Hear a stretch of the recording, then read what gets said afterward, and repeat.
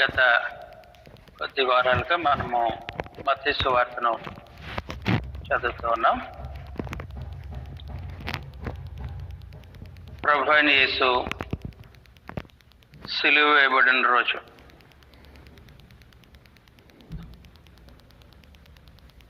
శుక్రవారం.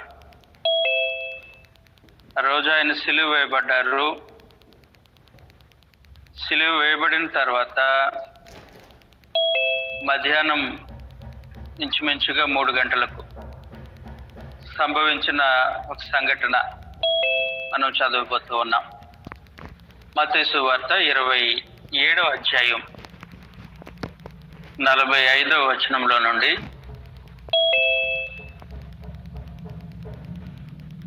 మధ్యాహ్నం మొదలుకొని 3 గంటల వరకు ఆ దేశం అంతటా చీకటి కమ్మెను. ఇంచుమించు 3 గంటలప్పుడు యేసు ఏలి ఏలి లామా సబక్తాని అని బిగ్గరగా కేకలు వేశాను. ఆ మాటకు నా దేవా నా దేవా నన్నెందుకు చేయి విడిచితివని అర్థము. అక్కడ నిలిచి ఉన్న వారిలో కొందరు ఆ మాట విని ఇతడు ఏలి అని పిలుచుచున్నాడనరి. వెంటనే వారిలో ఒకడు పరిగెత్తుకొని పోయి స్పాంజి తీసుకొని చెరుకలో ముంచి రెల్లున తగిలించి ఆయనకు త్రాగనిచ్చాను. తక్కిన వారు ఊరకుండేది. ఏలియా అతను రక్షించినేమో చూతుమనిరి. యేసు మరలా బిగ్గరగా కేకవేసి ప్రాణం విడిచాను. అప్పుడు దేవాలయపు తెర పైనుండి క్రింద వరకు 2గా చినిగాను. భూమి వణికెను, బండలు బద్దలాయను, సమాధులు తెరవబడెను. నిద్రించిన అనేక మంది పరిశుద్ధులు శరీరములు లేచెను. వారు సమాధులలో నుండి బయటకు వచ్చి ఆయన లేచిన తర్వాత పరిశుద్ధ పట్టణములో ప్రవేశించి అనేకులకు అగపడెను. శతాధిపతియు అతనితో కూడా యేసునకు కావలి ఉన్నవారును భూకంపము జరిగిన కార్యములన్నిటినీ చూచి మిక్కిలి భయపడి నిజముగా ఈయన దేవుని కుమారుడని చెప్పుకొని యేసునకు ఉపచారం చేయొచ్చు. గలిలయ నుండి ఆయనను వెంబడించిన అనేక మంది స్త్రీలు అక్కడ దూరము నుండి చూచుచుండిరి. వారిలో మగ్దలేను మరియు యాకోబు యేసేపు అని వారి తల్లి అయిన మరియు జెబెదయి కుమారుల తల్లియు ఉండ్రి. ప్రభు అయిన యేసు సిలువ వేయబడుతున్న సమయం అది. ఉదయం ఆ న్యాయపు తీర్పు జరిగింది. ప్రధాన యాజకులు అలాగే ప్రజల పెద్దలు వారు కలిసి ఆ న్యాయపు తీర్పును తీర్చారు. పిలాతు, హేరోదు అని వారు ప్రభు అయిన యేసును సిలువకు అప్పగిస్తే ఆయనను సిలువ వేశారు. సిలువ వేసినప్పుడు ఆయన ఇంచుమించు ఉదయం 9 గంటల వేళప్పుడు సిలువ వేయబడి ఉన్నారు.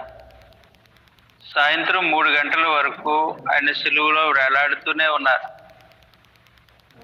ఆ మధ్యాహ్నం 3 గంటల సమయంలో ప్రభు తన తుది శ్వాస విడిచారు. 46వ వచనంలో ఇంచుమించు 3 గంటలప్పుడు యేసు ఏలి ఏలి లామా సబక్తాని అని బిగ్గరగా కేకవేశారు. ఆ మాటకు నా దేవా నా దేవా నన్నెందుకు చేయి విడిచితివని అర్థం. కాబట్టి ఇంచుమించు 3 గంటలకు ఆయన సిలువ మరణించారు. మరణించినప్పుడు జరిగిన సంగతి దేవాలయపు తెర పైనుండి క్రింది వరకు చినిగిపోయింది. ప్రభు అయిన యేసు ఎప్పుడైతే మరణించారో మరణించగానే దేవాలయపు తెర పైనుండి క్రింది వరకు చినిగిపోయింది. యూదుల మత ఆచారంలో పాత నిబంధనలో ధర్మశాస్త్ర కాలంలో ఉన్న దేవుని మందిరంలో లేదా ప్రత్యక్షపు గుడారంలో ఈ దేవాలయపు తెరకు అడ్డు తెర అని పేరు. ఈ అడ్డు తెరకు ఒక విశేషత ఉంది. నిర్గమకాండం 26వ అధ్యాయం. నిర్గమకాండం 26వ అధ్యాయం.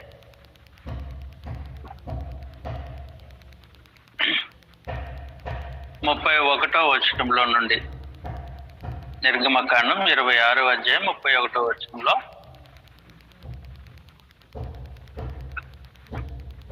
ఈ అడ్డు తెరను ఏ విధంగా నిర్మించాలో అనే సంగతిని పరమదేవుడు మోషేకు వివరిస్తూ ఉన్నారు. మరియు నీవు నీల ధూమ్ర రక్త వర్ణము గల ఒక అడ్డు తెరను పేనిన సన్నపు నారతో చేయవలెను. అది చిత్రకారుని పని అయిన హిరేబులు గలదిగా చేయవలెను. తుమ్మకర్రతో చేయబడిన బంగారు రేకు పొదిగిన 4 స్తంభముల మీద దానిని చేయవలెను. దాని వంకులు బంగారవి, వాటి దిమ్మలు వెండివి. ఆ అడ్డు తెరను ఆ కొలకును క్రింద తగిలించి సాక్ష్యపు మందసపు అడ్డు తెరలోనికి తేవలను. ఆ అడ్డు తెర పరిశుద్ధ స్థలమును అతి పరిశుద్ధ స్థలమును వేరు చేయను. అతి పరిశుద్ధ స్థలములో సాక్ష్యపు మందసము మీద కరుణాపము నుంచవలను. అడ్డు తెర వెలుపట బల్లను, ఆ బల్ల ఎదుట దక్షిణపు వైపునున్న మందిరము యొక్క ఉత్తర దిక్కునున్న దీపస్తంభమును ఉంచవలను. మరియు నీవు నీల ధ్రువ రక్త వర్ణము గల పేనిన సన్ననారతో చిత్రకారుని పని అయిన తెరను గుడారపు ద్వారమునకు చేయవలను. ఆ తెరకు 5 స్తంభములను తుమ్మకర్రతో చేసి వాటికి బంగారు రేకులు పొదిగింపవలను. వాటి వంపులు బంగారువి. వాటికి 5 ఇత్తడి దిమ్మలను పోతపోయవలను అన్నాడు. ఇది దేవుడు ఇశ్రాయేల్ మోషేకు ఇచ్చినటువంటి ప్రత్యక్షపు గుడారం యొక్క నమూనా. ఈ నమూనాలో సహోదరుల దయతో అది స్క్రీన్లో షేర్ చేయవలసింది కోరుతున్నాను. ప్రత్యక్ష గుడారం. ఈ ప్రత్యక్ష గుడారంలో 2 ప్రదేశాలు ఉంటాయి. పరిశుద్ధ స్థలము, అతి పరిశుద్ధ స్థలం అని. అతి పరిశుద్ధ స్థలము అని పిలువబడే దాంట్లో దేవుని మందస్సం ఉంటుంది. దేవుని మందస్సం, కరుణాపీఠం కలిగినటువంటి దేవుని మందస్సం. పరిశుద్ధ స్థలంలో సముఖపు రొట్టెలు బల్ల, ధూపార్తి, దీపస్తంభము ఉంటాయి. ఈ రెండింటిని వేరు చేయటానికి మధ్యలో ఒక అడ్డు తెర ఉంటుంది. మీరు స్క్రీన్లో చూడవచ్చు. స్క్రీన్లో ఆ సంగతిని చూడవచ్చు. అది అడ్డు తెర. రెడ్ మార్క్ చేయబడింది కదా, అది అడ్డు తెర. అడ్డు తెర లోపల అది అతి పరిశుద్ధ స్థలము. అక్కడ మందస్సం ఉంటుంది, కరుణాపీఠం ఉంటుంది, దేవుని ప్రసన్నత అక్కడ నిలిచి ఉంటుంది. అడ్డు తెరకు యువతల పరిశుద్ధ స్థలము. అక్కడ సముఖపు రొట్టెలు బల్ల, తర్వాత ధూపార్తి అంటే ధూపస్తంభము, తర్వాత దీపస్తంభము ఉంటుంది. 7 దీపాలతోనూ దీపస్తంభము, రొట్టెలు పెట్టే సముఖపు రొట్టెల బల్ల, తర్వాత దేవుని సముఖంలో నిరంతరము ధూపం వేయటానికి ధూపస్తంభము, ధూపార్తి ఉంటాయి. ఈ రెండింటిని వేరు చేసేది తెర. దీనికి అడ్డు తెర అని పేరు. ఈ అడ్డుతెరను ఏ విధంగా చేయాలో పరమదేవుడు మోషేకు ఆజ్ఞాపించాడు. ఈ అడ్డుతెర అతి పరిశుద్ధ స్థలాన్ని వేరుపరుస్తూ ఉంటుంది. వేరుపరచడానికి గల కారణము, ఎవరూ కూడా, అది యాజకులు కావచ్చు, ప్రధాన యాజకులు కావచ్చు, ఎవరూ కూడా దేవుని అనుమతి లేనిదే ఆ తెర లోపలకు ప్రవేశించడానికి వీలుండదు. ఒకవేళ వారు అనాలోచనగా తెర లోపలకు ప్రవేశిస్తే వారు శిక్షార్హులై ఉంటారు. అందువలన ఎవరూ కూడా అతి పరిశుద్ధ స్థలంలోనికి ప్రవేశించకూడదు. అది దేవుని ప్రసన్నత నిలిచి ఉండే స్థలం. అందువలన ఏం జరుగుతూ ఉంటుందనంటే, ప్రధాన యాజకుడైన, అందులో అహరోను లాంటి మహనీయుడు ప్రధాన యాజకుడైన ఎప్పుడు పడితే అప్పుడు అతి పరిశుద్ధ స్థలంలోనికి ప్రవేశించడానికి వీలు లేకుండా ఆ తెర పరిశుద్ధ స్థలాన్ని, అతి పరిశుద్ధ స్థలాన్ని వేరు చేస్తూ ఉంటాయి. అందువలన లేవియ ఖండము 16వ అధ్యాయం, లేవి ఖండము 16వ అధ్యాయం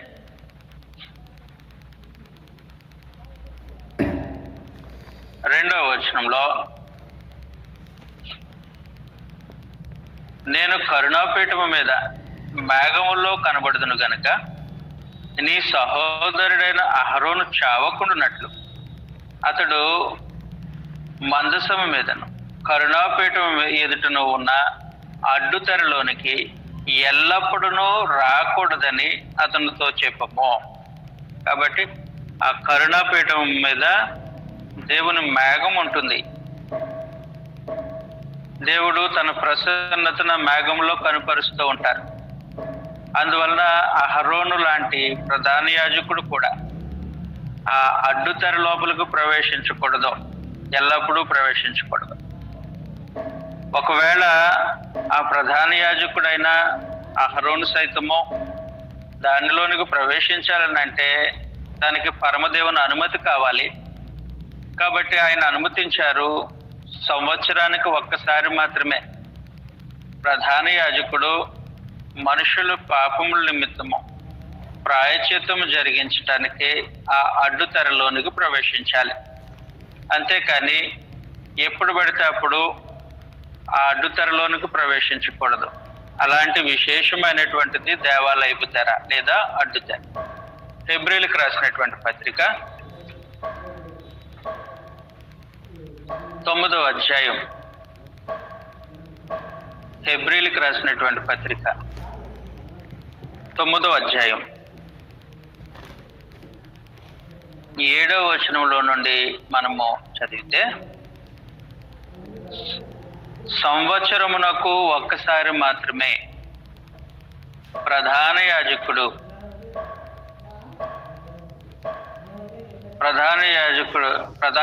ఒక్కడే రక్తము చేత పట్టుకొని 2వ గుడారములోనికి ప్రవేశించను. కాబట్టి సంవత్సరానికి ఒక్కసారి మాత్రమే ప్రధాన యాజకుడు రక్తము తీసుకొని, ప్రాయశ్చిత్తం నిమిత్తం చిందింపబడిన రక్తము తీసుకొని 2వ గుడారంలోనికి, అంటే తెర లోపలికి, అడ్డుతెర లోపల ఉన్న అతి పరిశుద్ధ స్థలంలోనికి ప్రవేశిస్తాడు. అలాంటి ఒక ధర్మశాస్త్రపు నియమము లేవి యాజక ధర్మముతో కూడిన అడ్డుతెర అక్కడ ఉంది.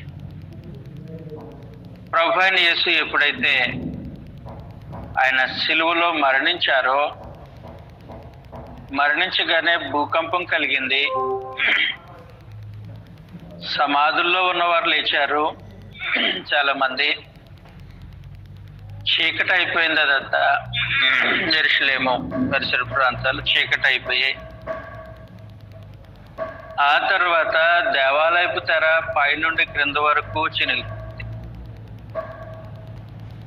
ఎప్పుడైతే దేవాలయపు తెర పైనుండి క్రింద వరకు చిరిగిపోయిందో ఆ సంఘటన కొన్ని సంగతులను బయలుపరిచింది. దేవాలయపు తెర ఉన్నంత కాలము ఆ అడ్డుతెర ఉన్నంత కాలము ధర్మశాస్త్ర సంబంధమైన యాజకత్వము, ధర్మశాస్త్ర సంబంధమైన సేవా నియమములు మనుగడలో ఉన్నాయి. దేవుని ప్రసన్నత మేఘము వలె ఆ మందసం మీద, కరుణాపీఠం మీద నిలిచి ఉండేది. దేవాలయపు తెర చినిగిపోవడంతో లేవి యాజకత్వము, ధర్మశాస్త్రము కొట్టివేయబడింది అని అర్థం. దేవాలయపు తెర, అడ్డుతెర పైనుండి క్రింద వరకు చిరిగిపోయిందని అంటే సింబాలిక్గా అక్కడ ధర్మశాస్త్రము క్రీస్తునందు కొట్టివేయబడింది అని అర్థం. ధర్మశాస్త్రపు సేవా నియమములు, ధర్మశాస్త్రపు యాజక ధర్మము ఇక్కడ రద్దు చేయబడింది అనేది దాని భావం. అందుకొరకే మనం చదువుతాం కొలస్సీలకు రాసినటువంటి పత్రిక,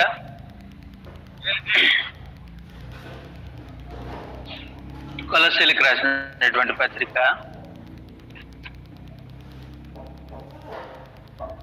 2వ అధ్యాయం 13వ వచనంలో నుండి,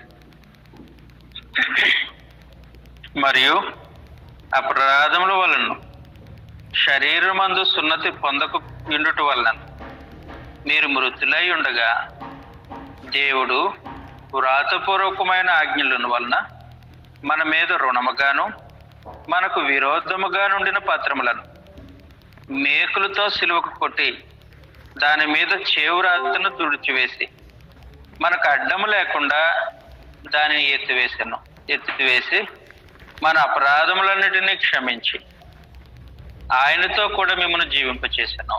కాబట్టి ఏం జరిగిందనంటే, సిలువలో ప్రభు మరణించిన క్షణంలో దేవాలయపు తెర పైనుండి క్రిందకు చిరగడము, ధర్మశాస్త్రము కొట్టువేయబడింది అనటానికి యేసు ప్రభు తన సిలువలో ధర్మశాస్త్రాన్ని కొట్టివేశారు. ఇక ధర్మశాస్త్రము మనుగడలో ఉండదు. ధర్మశాస్త్రం ఇక మనుగడలో ఉండదు. పాత నిబంధన ముగింపబడింది అని అర్థం. దాన్ని సూచిస్తూ దేవాలయపు తెర పైనుండి క్రింద వరకు చిరిగింది. 2వ కొరింథీ పత్రిక 3వ అధ్యాయం 14వ వచనంలో, మరియు 2 కొరింథీ 3:14, మరియు వారి మనసులు కఠినములాయను కనుక నేటి వరకు పాత నిబంధన చదివినప్పుడు అది క్రీస్తునందు కొట్టివేయబడినని వారికి తేటపరచబడక ఆ ముసుకే నిలిచిన్నది. కాబట్టి క్రీస్తునందు పాత నిబంధన కొట్టివేయబడింది. క్రీస్తునందు పాత నిబంధన కొట్టివేయబడింది. సిలువలో ప్రభు పాత నిబంధనను కొట్టివేశారు.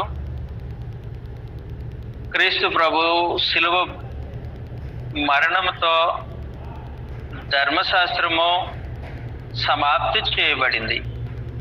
రోమీయులకు రాసిన పత్రిక 10వ అధ్యాయం 3వ వచనంలో, 10వ అధ్యాయం 3వ వచనంలో, ఏలయనగా వారు దేవుని నీతిని ఎరుగక, 4వ వచనం, విశ్వసించు ప్రతి వానికి నీతి కలుగుటకి క్రీస్తు ధర్మశాస్త్రమునకు సమాప్తి అయి ఉన్నాడు. కాబట్టి ఆయన ధర్మశాస్త్రానికి సమాప్తి అయి ఉన్నారు, ముగింపు అయి ఉన్నారు. ధర్మశాస్త్రాన్ని నెరవేర్చి కొట్టివేశారు, పాత నిబంధనని ఎత్తివేశారు, కొట్టివేశారు అనే దాన్ని సూచిస్తూ దేవాలయపు తెర పైనుండి క్రింద వరకు చిరిగి, ఆ చిరిగిపోవడము ధర్మశాస్త్రము ఇక మనుగడలో లేదు, పాత నిబంధన కొట్టివేయబడింది అని సూచిస్తాం. అంత మాత్రమే కాదు, ఆ దేవాలయంలో యాజకులు అంటే లేవి గోత్రకులు నిరంతరము సేవా కార్యక్రమాలు జరిగిస్తూ ఉండేవారు. ధర్మశాస్త్ర ప్రకారము లేవీలు యాజకులుగా ఉంటారు. లేవీలు యాజక ధర్మం చేయాలని పరమదేవుడు ధర్మశాస్త్రంలో వారికి ఆజ్ఞాపించారు. అందుకోసమే నిర్గమకాండం 28వ అధ్యాయంలో అహరోను కుమారులు అహరోన్ వారి లేవి గోత్రికులు వారిని యాజకత్వం చేయటానికే నాకు ప్రతిష్ఠించాలి అని దేవుడు ఆజ్ఞాపించారు. ఒకసారి మనం చదువుతాం. నిర్గమకాండం 28వ అధ్యాయం మొదటి నుండి.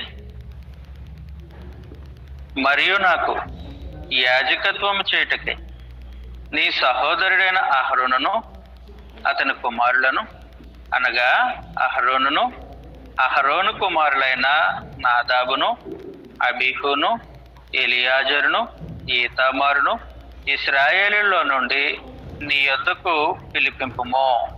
కాబట్టి వారు యాజకత్వం చేయటానికి లేవి గోత్రికులు అహరోను సంతతి వారిని దేవుడు ఎంచుకున్నారు. ఈ కారణాన్ని బట్టి ఏమైందనంటే సంఖ్యాకాండము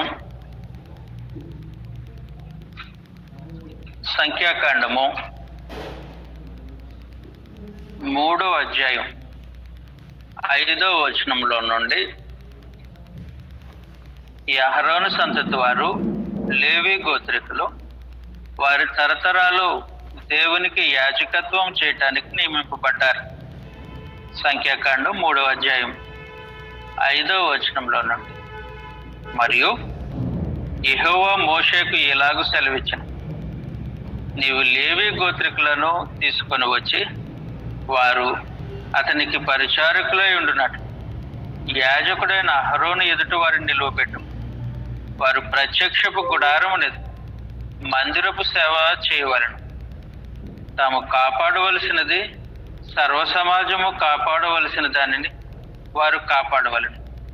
మందిరపు సేవ చేయుటకు ప్రత్యక్షపు గుడారం యొక్క ఉపకరణములన్నిటినీ ఇశ్రాయేలీలు కాపాడవలసిందంతటిని వారే కాపాడవలెను. కాగా నీవు లేవీలను అహరోనుకును అతని కుమారులకును అప్పగింపవలెను. వారి ఇశ్రాయేలులో నుండి అతను వశము చేయబడిన వారు.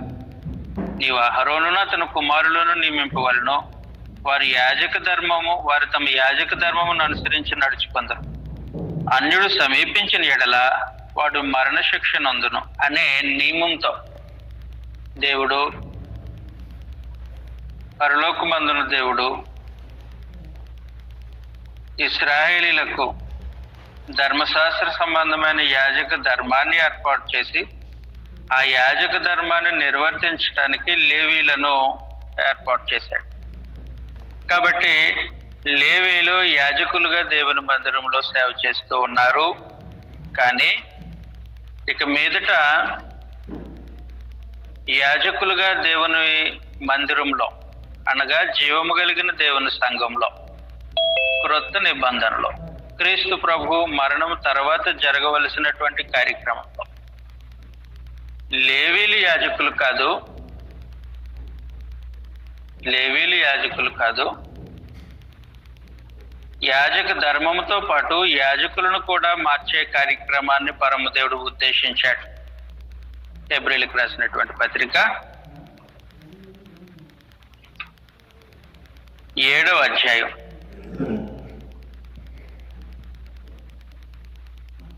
7వ అధ్యాయం 11వ వచనంలో ఆ లేవీలు యాజకులై ఉండగా ప్రజలకు ధర్మశాస్త్రం ఇవ్వబడును గనుక ఆ యాజకుల వలన సంపూర్ణ సిద్ధి కలిగిన ఎడల అహరోను క్రమములో చేరిన వాడని చెప్పబడక మెల్కీషెదెకు క్రమములో చొప్పున ఈ వేరొక యాజకుడు రావాల్సిన అవసరమేమి ఇదియుగాక.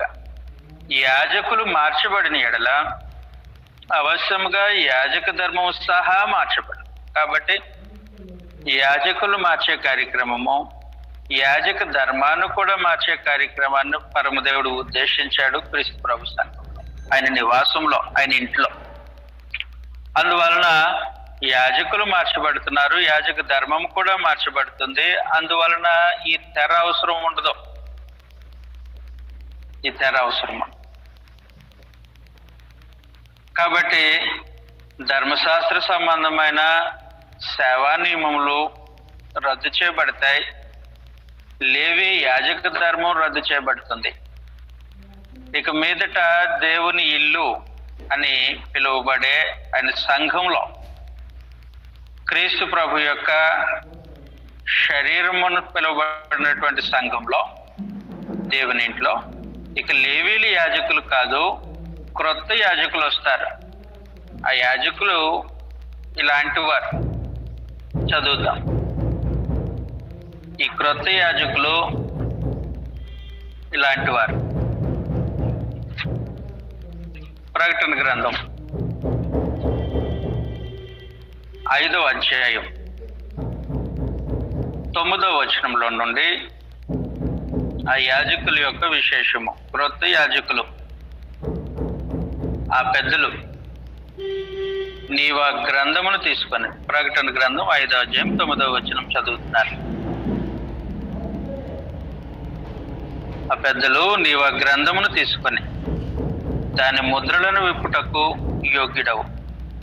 నీవు వధింపబడిన వాడివై నీ రక్తం ఇచ్చి ప్రతి వంశంలోనూ, ఇశ్రాయేల్ వంశమే కాదు ప్రతి వంశంలో, ఆయా భాషలు మాట్లాడే వాళ్ళు, కేవలము హెబ్రీ భాష మాట్లాడే యూదులు ఇశ్రాయేలీలు కాదు, ఏ భాష మాట్లాడేవారైనా ఆయా భాషలు మాట్లాడే ప్రతి ప్రజలోను, యూదుడని గ్రీసు దేశస్థుడని తేడా లేకుండా ప్రతి ప్రజలోను, ప్రతి జనములోని దేవుని కొరకు మనుషులను కొని, ప్రభువైన యేసు దేవుని కొరకు తన రక్తముతో మనుషులను కొనే కార్యక్రమాన్ని జరిగించి మా దేవునికి ఒక రాజ్యముగాను యాజకులను గాను చేసేది అన్నారు. కాబట్టి లేవీ యాజకత్వం పోయింది.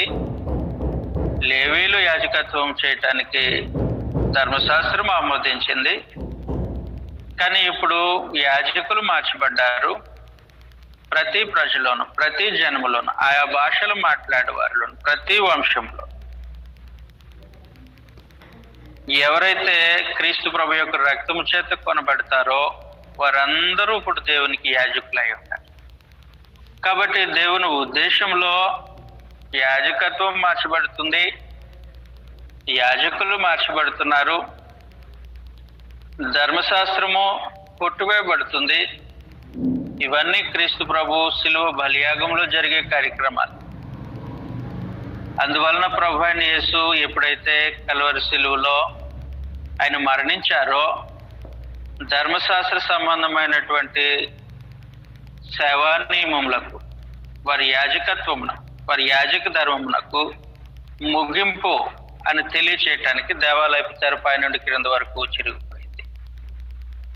ఇక ధర్మశాస్త్రం మనుగడలో ఉండదు, లేవి యాజకత్వం ఉండదు, యాజక ధర్మం, లేవి యాజక ధర్మం ఉండదు. అది యూదులు స్పష్టంగా గ్రహించడానికి పరమదేవుడు చేసినటువంటి ఛాయ్. దేవాలయపు తెరపై నుండి క్రింద వరకు చినిగిపోయింది. రెండవ సంగతి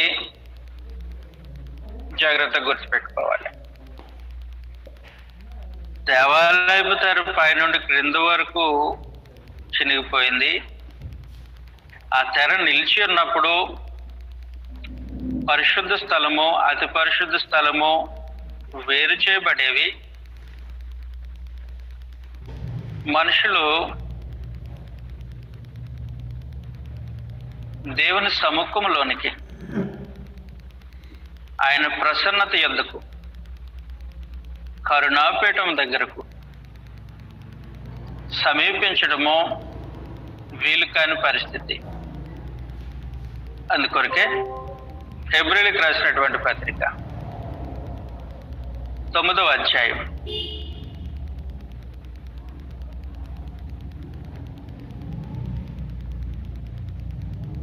7-8 వచనాలు మనం పరిశీలించినప్పుడు, సంవత్సరమునకు ఒక్కసారి మాత్రమే ప్రధాన యాజకుడు ఒక్కడే రక్తము చేత పట్టుకొని రెండవ గుడారములోనికి ప్రవేశించను. ఆ రక్తము తన కొరకును ప్రజల అజ్ఞాత కృత్యముల కొరకును అర్పించును.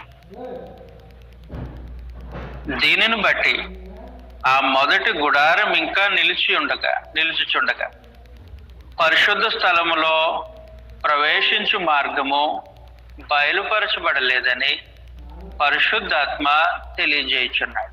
కాబట్టి ఎంతకాలము ఆ తెర నిలిచి ఉంటుందో అంతకాలము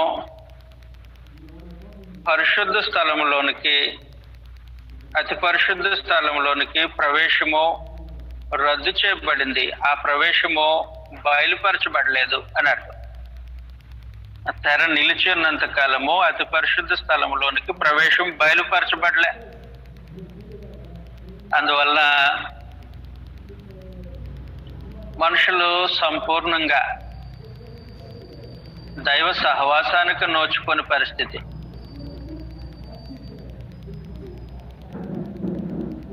యాజకులే, ప్రతిష్ఠింపబడిన వారే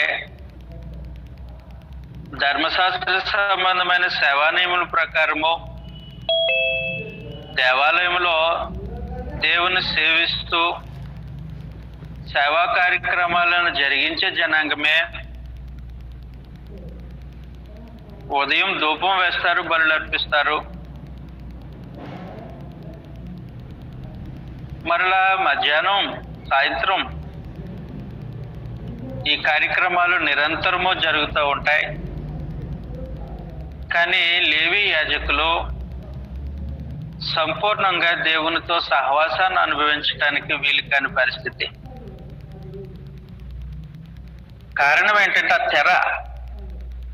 ఆ తెర నిలిచి ఉన్నంత కాలము అతి పరిశుద్ధ స్థలంలోనికి ప్రవేశం అనేది బయలుపరచబడలేదు వాడికి. అందువలన దేవుని సహవాసాన్ని సంపూర్ణంగా అనుభవించినటువంటి వారు కాదు.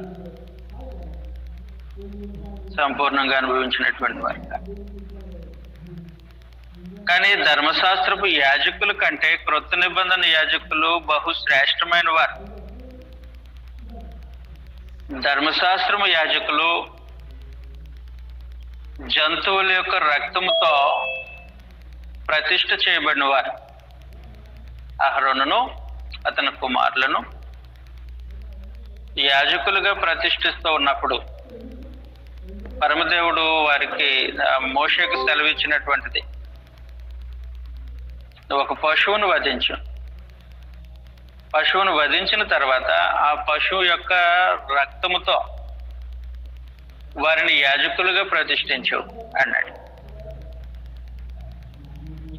నిర్గమకాండం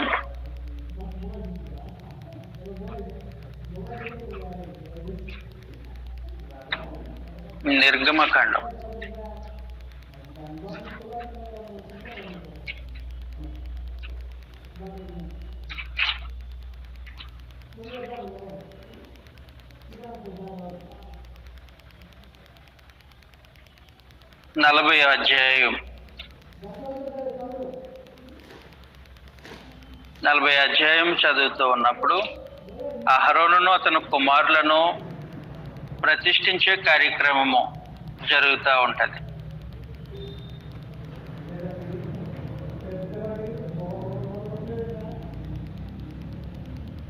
నలభై అధ్యాయం మీరు చదవండి, ఇప్పుడు మనం చదవబోట్లేదు. అహరోనును అతని కుమారులను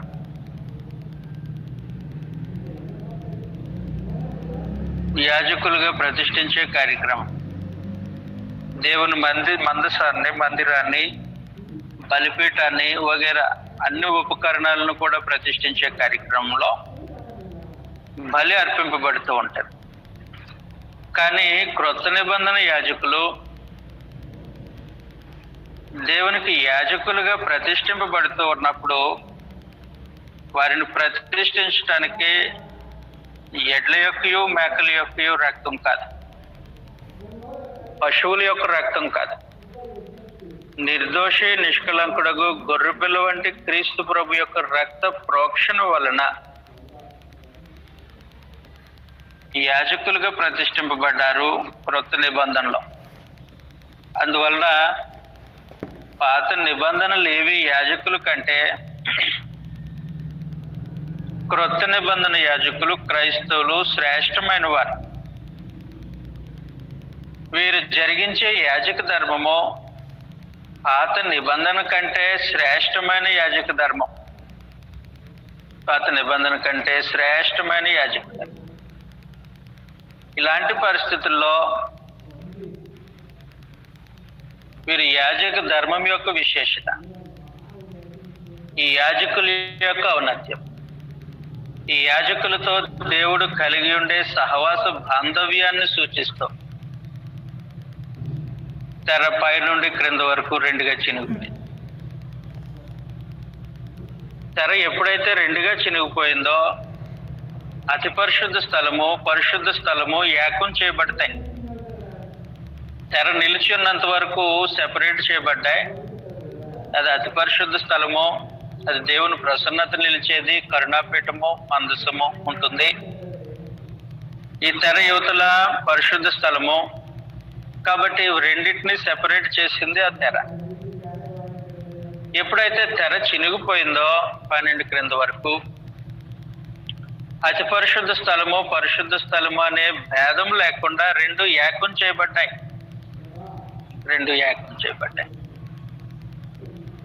ఎప్పుడైతే రెండు ఏకం చేయబడిందో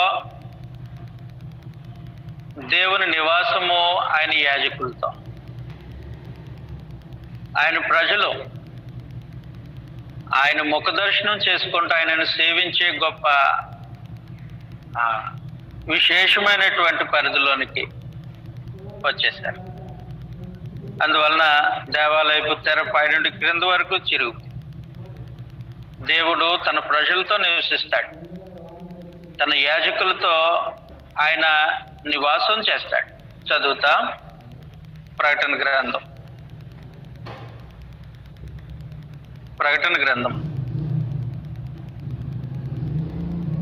21వ అధ్యాయం 3వ వచనంలో నుండి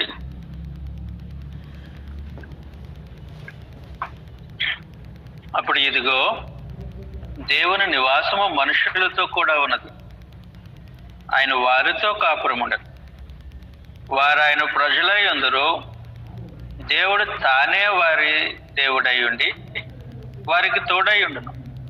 కాబట్టి దేవునితో తన యాజకులు అనుభవించే సహవాస బాంధవ్యం ఎంత గొప్పదో.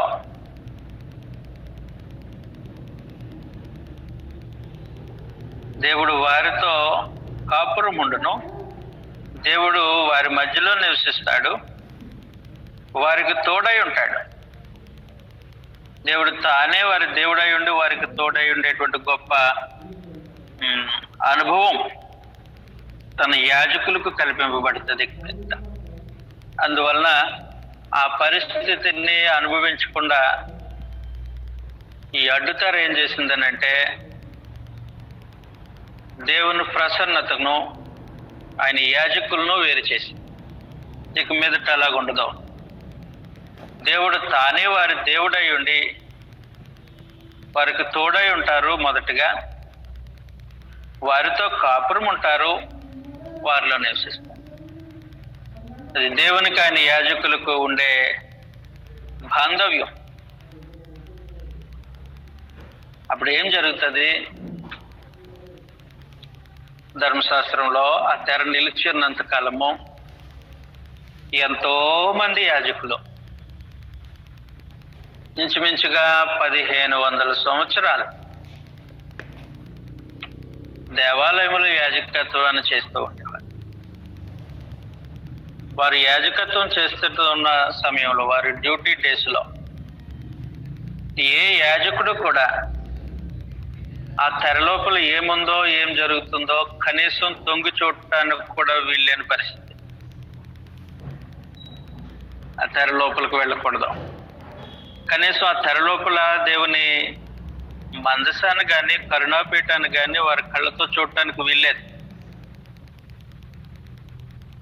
అలాంటి పరిస్థితుల్లో 1500 సంవత్సరంలో లేవి యాజకులు ఛాయారూపకమైన దేవుని మందిరంలో ధర్మశాస్త్ర సంబంధమైన సేవా కార్యక్రమాలు జరిగించే స్థలంలో వారు సేవ చేశారు. అయితే నేడు యాజకులు క్రీస్తు ప్రభు యొక్క రక్తంతో కొనబడినటువంటి జనాంగము ధర్మశాస్త్రపు యాజకుల కంటే శ్రేష్టమైన వారు. ఈ దాసులు యాజకులు ఆయనను సేవిస్తూ ఆయన ముఖదర్శనం చేసుకోవచ్చు, ఇబ్బంది ఏమీ లే. దేవుణ్ణి సేవిస్తూ ఆయన ముఖదర్శనం చేసుకోవచ్చు. దానికి అనుమతించాడు పరమదేవుడు. అలాగ అనుమతి గ్రాంట్ చేయటానికి అడ్డుతెర, ధర్మశాస్త్ర సంబంధమైన అడ్డుతెర ఉంది.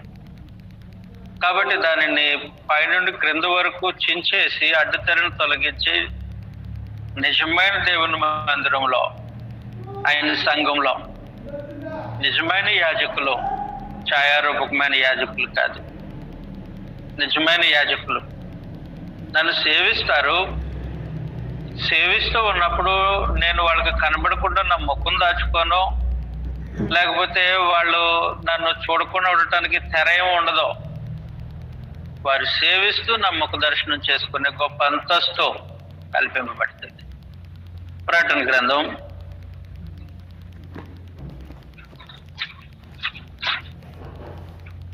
22వ అధ్యాయం.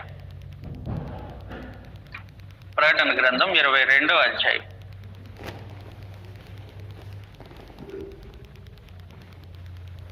మూడవ వచనంలో నుండి, ఇక మీదట శాపగ్రస్తమైనది ఏదియు దానిలో ఉండదు. సంఘంలో దేవుని యొక్కయో గొర్రెపిల్ల యొక్కయో సింహాసనము దానిలో ఉండును. ఆయన దాసులు ఆయనను సేవించుచు ఆయన ముఖదర్శనము చేయుచుందురు. ఆయన నామము వారి నొసళ్ళ యందు ఉండును. కాబట్టి ఆయన దాసులు ఏం చేస్తూ ఉంటారనంటే ఆయనను సేవిస్తారు. సేవించే కనీసం తొంగి తెరలో కూడా చూడలేని పరిస్థితుల్లో లేవి యాజకులు ఉంటాయి. ఈ క్రొత్త నిబంధన యాజకులు సేవిస్తూ పరలోకపు దేవుని ముఖదర్శనం చేసుకుంటారు. పరలోకపు దేవుని యొక్క ముఖదర్శనం అలాంటి గొప్ప పరిధిలోనికి, గొప్ప అంతస్తులోనికి, గొప్ప స్థితిలోనికి, గొప్ప యాజక ధర్మాన్ని నిర్వర్తించే అర్హతలోనికి ప్రభు అయిన యేసు తన శిలువ యాగం ద్వారా మనల్ని నడిపించాడు. అందువల్ల నీకు అడ్డుతెర అవసరం ఉండదు. అడ్డుతెర నిలిచి ఉందనంటే మనకు ప్రవేశం ఉండదు. మనము దేవుని యాజకులుగా ఉండటానికి అనుకూలత ఉండదు. యాజక ధర్మం చేయవారు ఆయన ముఖదర్శనం చేసుకోవటానికి కూడా వీలుండదు. అందువల్ల తెర అవసరం ఉండదు ఇక మీదట. కాబట్టి క్రీస్తు ప్రభు శిలువ యాగంలో ఎప్పుడైతే ఆయన ధర్మశాస్త్రాన్ని కొట్టివేశారో, ధర్మశాస్త్ర సంబంధమైన సేవా నియమం, ఆ యాజక ధర్మం నాకు సూచనగా ఉండే ఆ తెర పైనుండి క్రింద వరకు చినిగిపోయింది. కాబట్టి ఇక మీద ధర్మశాస్త్ర ప్రకారము దేవుని సేవించేవారు కానీ, ధర్మశాస్త్ర ప్రకారము సేవా నియమములు జరిగించే కార్యక్రమం కానీ ఉండకుండా రద్దు చేయబడింది. అది దేవాలయపు అడ్డుతెర యొక్క విశేషము.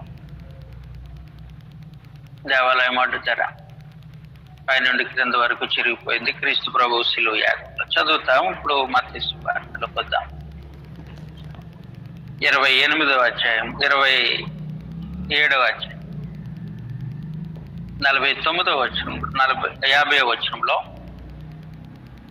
యేసు మరలా బిగ్గరగా కేకవేసి ప్రాణము విడిచెను. ఆయన ప్రాణం ఎప్పుడైతే విడిచాడో ధర్మశాస్త్రం కొట్టివేయబడింది. కాబట్టి ధర్మశాస్త్ర సంబంధమైన తెర ఉండని అవసరం లేదు. అప్పుడు దేవాలయపు తెర పైనుండి క్రింద వరకు రెండుగా చినిగాను, భూమి పడితే. కాబట్టి దేవాలయపు తెర పైన క్రింద వరకు రెండుగా చినిగిపోయింది. ఇది దేవాలయపు తెర యొక్క విశేషం. ఇంకా మీరు గమనించగలిగితే సహోదరులారా, ఎప్పుడైతే దేవాలయపు తెర రెండుగా చినిగిపోయిందో మన నిరీక్షణ యొక్క హద్దులు పెరిగాయి. క్రైస్తవ నిరీక్షణ యొక్క హద్దులు పెరిగాయి.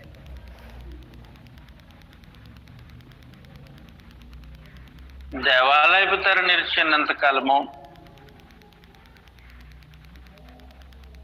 ధర్మశాస్త్రపు నియమం కింద ఉన్నటువంటి భక్తుల యొక్క నిరీక్షణ హద్దులు కొంతమేర వరకే. అది ఇశ్రాయేలీయుల జనాంగము వారు మెస్సీని గూర్చిన నిరీక్షిస్తున్నటువంటి కారణము భౌతికమైన బెనిఫిట్స్ కోసం, వారి సామ్రాజ్యపు బెనిఫిట్స్ కోసం, వారి స్వతంత్రత కొరకు, భౌతికమైన స్వతంత్రత కొరకు వారు నిరీక్షించారు. కానీ మన నిరీక్షణ అటువంటిది కాదు. మన నిరీక్షణ అటువంటిది కాదు. మన నిరీక్షణ దేవుని వాగ్దానం మీద నిరీక్షణ. హెబ్రీయులకు రాసినటువంటి పత్రిక 6వ అధ్యాయం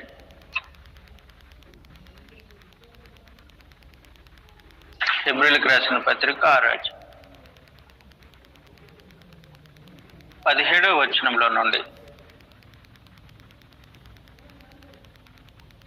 ఈ విధముగా దేవుడు తన సంకల్పము నిశ్చలమైనదని ఆ వాగ్దానమునకు వారసులైన వారికి మరి నిశ్చయముగా కనపరచవలనని ఉద్దేశించిన వాడే తాను అబద్ధమాడజాలని నిశ్చలమైన రెండు సంగతులను బట్టి, దేవుడు అబద్ధమాడజాలడు. ఆయన ఏం చేశాడనంటే నిశ్చలమైన రెండు సంగతులు, మన ఎదుట ఉంచబడిన నిరీక్షణను చేపట్టడం, శరణాగతులమై మనకు బలమైన ధైర్యము కలిగినట్లు ప్రమాణం చేసి వాగ్దానమును దృఢపరిచాను. కాబట్టి ఆయన ఏం చేశాడనంటే ప్రమాణం చేసి వాగ్దానం దృఢపరిచాడు. ఆయన అబద్ధం ఆడేవాడు కాడు. నిత్య జీవమును గూర్చిన వాగ్దానం అది, అలాంటి వాగ్దానం చేశాడు. అందువల్ల ఏం జరిగింది? 19వ వచనం, ఈ నిరీక్షణ నిశ్చలమును స్థిరమునై మన ఆత్మలకు లంగరు వలె ఉండి తెర లోపల ప్రవేశించుతున్నది. కాబట్టి ఈ నిరీక్షణ ఏం చేస్తుందనంటే మన ఆత్మలకు లంగరు వలె, అంటే గాలికి ఇటు అటు కొట్టుకొని పోకుండా, ఒక ఓడను నావికుడు ఎలాగైతే స్థిరంగా పార్క్ చేస్తాడో, లంగరు వేస్తే గాలి ఎంత వీసినా అది ఇటు అటు కొట్టుకొని పోకుండా స్థిరంగా ఉంటుంది, ఒకే చోట ఉంటుంది. అలాగూ పరమదేవుడు మన నిరీక్షణని ఏం చేశాడనంటే అడ్డు తెరను తీసివేసిన తర్వాత తెర లోపలికి ప్రవేశింపజేసి, ఎవరిని? మన నిరీక్షణను ప్రవేశింపజేసి, ఇదిగో నాతో మీకుండే సహవాస బాంధవ్యం ఇలాంటిది, నా సముఖంలో మీరు అనుభవించే దీవెన ఇలాంటిది, పరలోక విషయంలో ఆత్మ సంబంధమైన ప్రతి ఆశీర్వాదము అనుభవించే పరిస్థితి. ప్రభు అయిన యేసుతో పాటు ఆయన వారసులుగా ఆయన నిత్య రాజ్యంలో ఆయన పిల్లలుగా ఉండేటువంటి పరిస్థితి అని తెర లోపలకు వరకు మన నిరీక్షణ తీసుకొని వచ్చి అక్కడ లంగరు వేసి స్థిరపరిచాడు. ఇదంతా జరిగింది దేనివల్లనంటే ధర్మశాస్త్రపు సంబంధమైనటువంటి తెర, అడ్డు తెర, దాన్ని ఎప్పుడైతే దేవుడు తీసివేశాడో మన నిరీక్షణ యొక్క హద్దులు పెరిగిపోయి, ఎక్కడి వరకు హద్దులో? దేవుని సముఖం వరకు మన నిరీక్షణ హద్దు, ఆయన సన్నిధానం వరకు మన నిరీక్షణ. ప్రభుతో పాటు వారసులుగా దేవుని ఆస్తికి వారసుకర్తలుగా ఉండేంత వరకు మన హద్దు. పరలోక విషయంలో ఆత్మ సంబంధమైన ప్రతి ఆశీర్వాదమును అనుభవించటానికి మనకు హద్దులు, నిరీక్షణకు హద్దులు పెరిగిపోయాయి. అందువలన తెర వెనకింత గాథ ఉంది కాబట్టి, ఆ తెర వెనకంత గొప్ప గాథ ఉంది కాబట్టి, ఆ తెర ఉన్నంత కాలం ఆ గాథ మనుషులకు కనరాదు, మనుషులు చూడలేరు.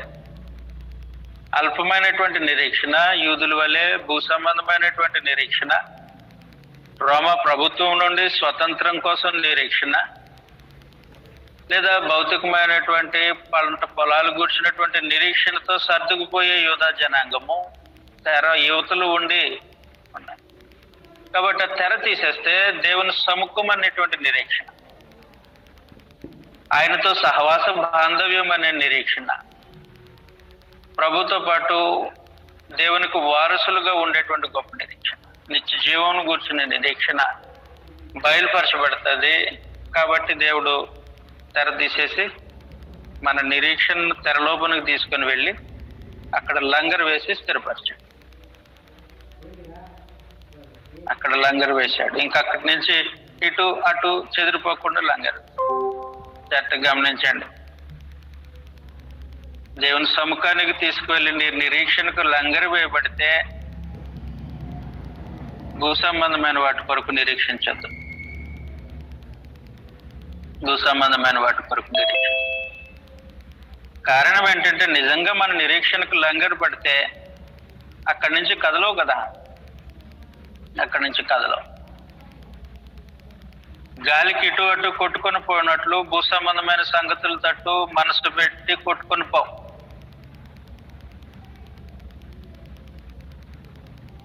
అలాంటి పరిస్థితిలో ఉండటానికి ఏం చేశాడనంటే, తెరలోకి తీసుకెళ్ళి మన నిరీక్షణకు లంగరు వేసి స్థిరపరిచాడు. ఇంక ఏమీ కానరాకూడదు. లోక సంబంధమైనటువంటి పరిస్థితుల పైన దేనిపైన దృష్టించిన అవసరం లేదు. దేని సముఖం పైన దృష్టి, పరలోక విషయంలో ఆత్మ సంబంధమైన ప్రతి ఆశీర్వాదం పైన దృష్టి. చదువుతాం ఈ మాటలు మనం. ఎఫెసీయులకు రాసిన పత్రిక 1వ అధ్యాయం.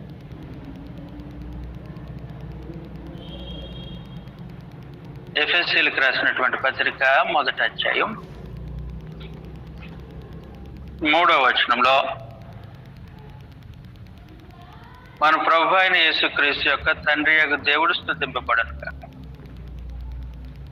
ఆయన క్రీస్తునందు పరలోక విషయంలో ఆత్మ సంబంధమైన ప్రతి ఆశీర్వాదమును అనుగ్రహించిన. కాబట్టి లంగర్ అక్కడ వేశాడు, తన లోపలికి తీసుకువెళ్ళి లంగర్ వేశాడు.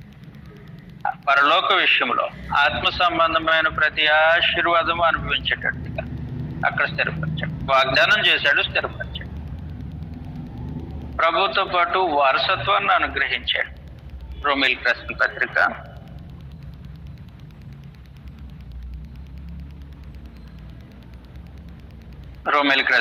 పత్రిక 8వ అధ్యాయం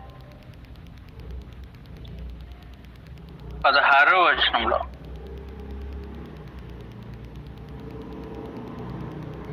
మనము దేవుని పిల్లలమని ఆత్మ తానే మన ఆత్మతో కూడా సాక్ష్యం ఇచ్చుచున్నాడు.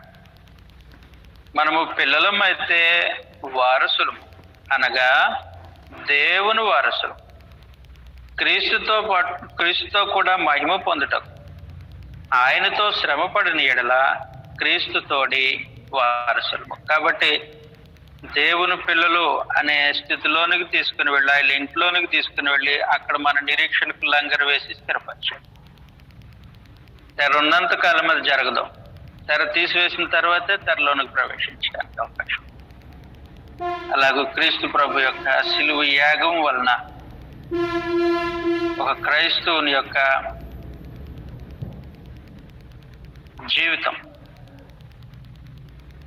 ధన్యకరమైనటువంటి జీవిత భాగ్యం, అత్యున్నతమైన స్థితి, దేవునికి యాజకుడుగా, వారసుడుగా, ఆయన ఇంటివాడుగా, పరలోక విషయంలో ఆత్మ సంబంధమైన ప్రతి ఆశీర్వాదమును అనుగ్రహించే స్థితిలోనికి తీసుకెళ్ళి అక్కడ లంగర వేశాడు మనకి. అందువలన తెర వెనక ఇంత గాది ఉంది, అది చినిగిపోతే కనబడుతుంది. కాబట్టి క్రీస్తు ప్రభు శిలువలో తెరను పైనుండి క్రింద వరకు చింపేశాడు పరమదేవుడు. క్రైస్తవుని నిరీక్షణకు హద్దులు పెరిగిపోయాయి. ధర్మశాస్త్రం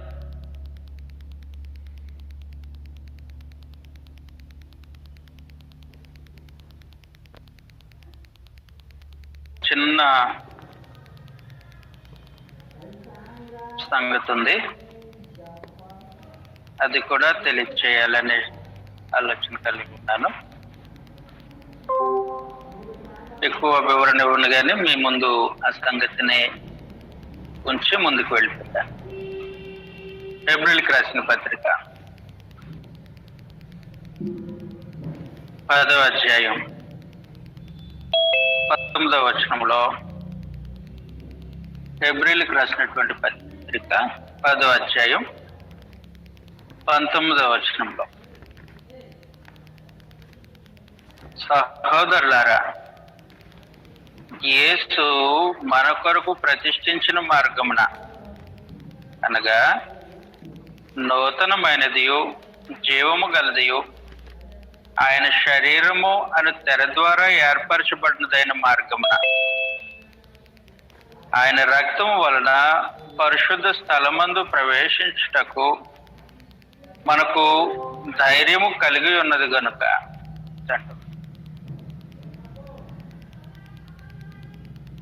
ఆ తెర ప్రవేశము రద్దు చేయబడింది కాబట్టి పరమదేవుడు ఆ తెరను తీసివేసి మనుషులు దేవునితో సహవాసాన్ని అనుభవించడానికి గొప్ప దీవెనకరమైన ఇంకొక తెరను ఏర్పాటు చేశాడు. అది క్రీస్తు ప్రభు యొక్క శరీరం అను తెర. అది పరిశుద్ధ స్థలాన్ని వేరుపరిచే తెర, దేవుని సముఖానికి మనుషులను దూరం చేసిన తెర. కాబట్టి దాన్ని తీసివేసేశాడు, చింపాదులు పడేశాడు. క్రీస్తు ప్రభు యొక్క శరీరం అని తెరను ఏర్పాటు చేశాడు. ఈ తెర లాంటి తెరనంటే మనుషులు ధైర్యముగా దేవుని సముఖానికి వెళ్ళి ఆయనను సేవించే తెర. అది క్రీస్తు ప్రభు యొక్క శరీరం అని తెర. దాని ద్వారా ఏర్పాటు చేసిన మార్గమున ఆయన రక్తం వలన పరిశుద్ధ స్థలమందు ప్రవేశించుటకు మనకు ధైర్యము కలిగి ఉన్నది. పరిశుద్ధ స్థలంలో ప్రవేశించి ఆయనను సేవించే ధైర్యం కలిగిన పరిస్థితి ఇప్పుడు ఆ తెర తీసివేయడం ద్వారా, క్రీస్తు ప్రభు యొక్క శరీరం అనే తెరను ప్రవేశపెట్టడం ద్వారా జరిగిన కార్యం. అందువల్ల ఏమవుతుందంటే ధైర్యవంతులై, అంటే స్వరం విన్నాడు ఆదాము, భయపడ్డాడు. భయపడి చెట్టు వెనక వెళ్ళి దాక్కున్నాడు. ధైర్యం చెడిన మనిషి, తప్పు చేసిన వాడు, మనస్సాక్షి చేత దోషారోపణ చేయబడుతున్నవాడు అనుభవించే ఒక భయంకరమైనటువంటి పరిస్థితి భయం. కాబట్టి చెట్టు వెనక దాక్కున్నాడు. కానీ ఇప్పుడు దాక్కోవడం, బెదరడం పరిస్థితి లేదు.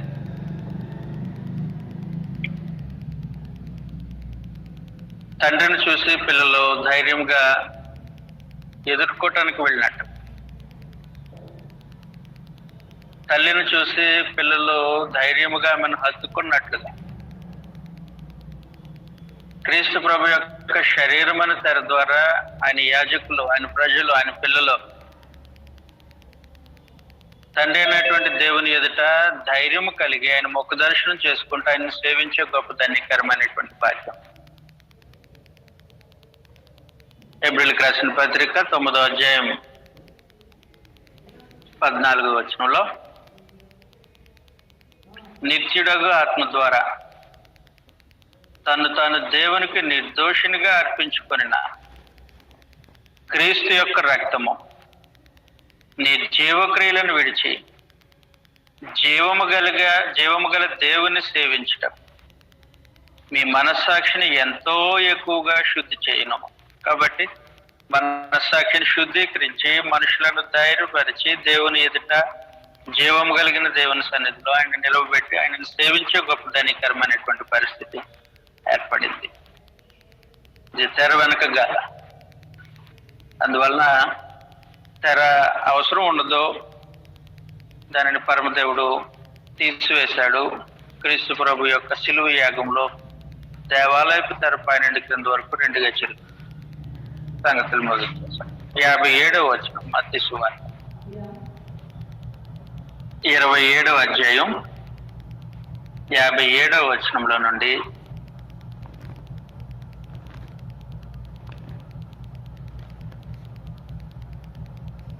యేసు శిష్యుడిగానున్న ప్రభు మరణించారు. మరణించిన తర్వాత ఆయనను సమాధి చేయాలని ఉద్దేశించారు. తొందరపడుతున్నారు సమాధికి. కారణం ఏంటంటే మరలా చీకటి పడిందనంటే రోజు మారిపోతుంది. విశ్రాంతి దినము, సిద్ధపరిచే విశ్రాంతి దినము కాబట్టి ఏ పని చేయకూడదు. కాబట్టి చీకటి పడకముందే ప్రభువుని సమాధి చేసి ఇంటికి వెళ్ళాలన్న ఆలోచనతో ప్రభు భక్తి కలిగినటువంటి మనుషులు అక్కడ ఉన్నారు. అందులో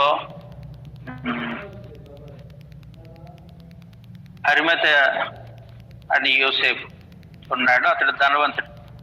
అతడు ఏం చేశాడనంటే యేసు శిష్యుడిగానున్న అరిమతయ యోసేపు అని ఒక ధనవంతుడు సాయంకాలం అయినప్పుడు వచ్చి పిలాతునొద్దకు వెళ్ళి యేసు దేహమును తనకిమ్మని అడుగుగా పిలాతు దానిని అతనికి అప్పగించి ఆజ్ఞాపించాడు. యేసేపు ఆ దేహమును తీసుకొని శుభ్రమైన నారబట్టతో చుట్టి తాను రాతితో తులుచుకొనిన క్రొత్త సమాధిలో దానిని ఉంచి సమాధి ద్వారమునకు పెద్ద రాయి పొర్లించి వెళ్ళిపోయాడు. మగ్దలేనే మరియు వేరొక మరియు అక్కడ సమాధికి ఎదురుగా కూర్చొని ఉండ్రి. సమాధి ఎదురుగా సమాధి చేపట్టాడు ప్రభుని. సమాధిలో ప్రభు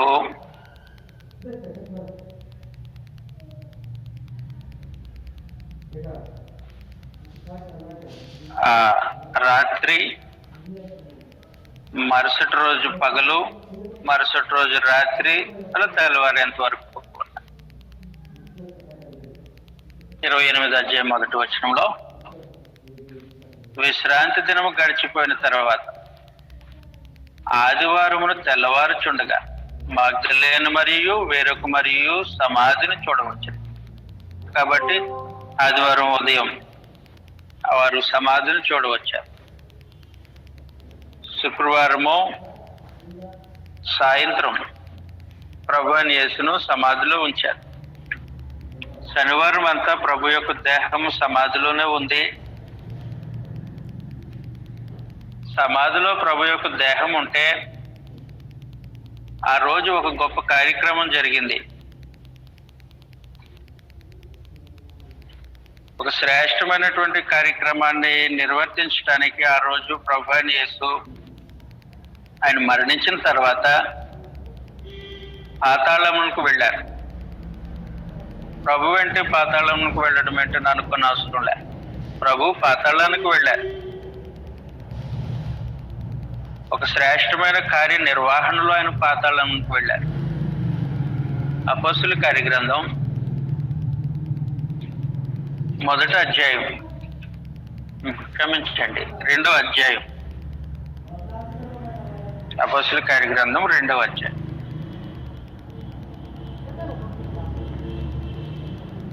31వ వచనంలో నుండి క్రీస్తు పాతాళములో విడువబడలేదనియు ఆయన శరీరము కుళ్ళిపోలేదనియు దావీదు ముందుగా తెలుసుకొని ఆయన పునరుత్థానమును గూర్చి చెప్పాను. కాబట్టి పాతాళంలో ఆయన విడువబడలేదు అని అంటే పాతాళానికి వెళ్ళాడనే సంగతి కదా. వెళ్ళిన తర్వాత మనుషులు అక్కడ విడవబడతారు, సాధారణంగా జరిగే కార్యక్రమం. కానీ ప్రభువైన యేసు అక్కడికి వెళ్ళిన తర్వాత విడవబడలా. అది విశేషమైనటువంటి సంగతి. అందువలన ప్రభువైన యేసు పాతాళమునకు వెళ్ళారు. అక్కడ నిద్రించిన వారు ఆత్మలో ఉంటాయి. ప్రత్యేకించి ఆ స్థలంలో మొదటి నిబంధనలో ఉన్న వ్యక్తులు ఉన్నారు. మొదటి నిబంధనలో ఉన్న వ్యక్తులు ఉన్నారు. మొదటి నిబంధన కాలంలో జీవితాన్ని కొనసాగించి భక్తిగా దేవుని సముఖంలో విశ్వాసాన్ని కాపాడుకొని తమ పరుగును కడముట్టించిన వారు ఉన్నారు. ఆ లిస్టు మనకి పరిశుద్ధ గ్రంథంలో ఇవ్వబడింది కొంతమేర. ఆ లిస్టు చూద్దాం. హెబ్రీయులకు రాసినటువంటి పత్రిక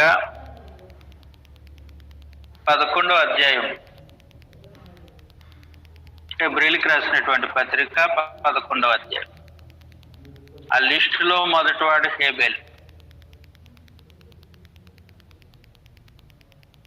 తర్వాత నోవా, హానోకు, నోవాహు, అబ్రహాము, శారా, యాకోబు, తర్వాత ఇస్సాకు, ఇంకా వగైరా, మోషే, ఇంకా మహనీయులు, అనేకులు, ప్రవక్తలు, వీరందరి లిస్టు అక్కడ వేసి చూపించారు.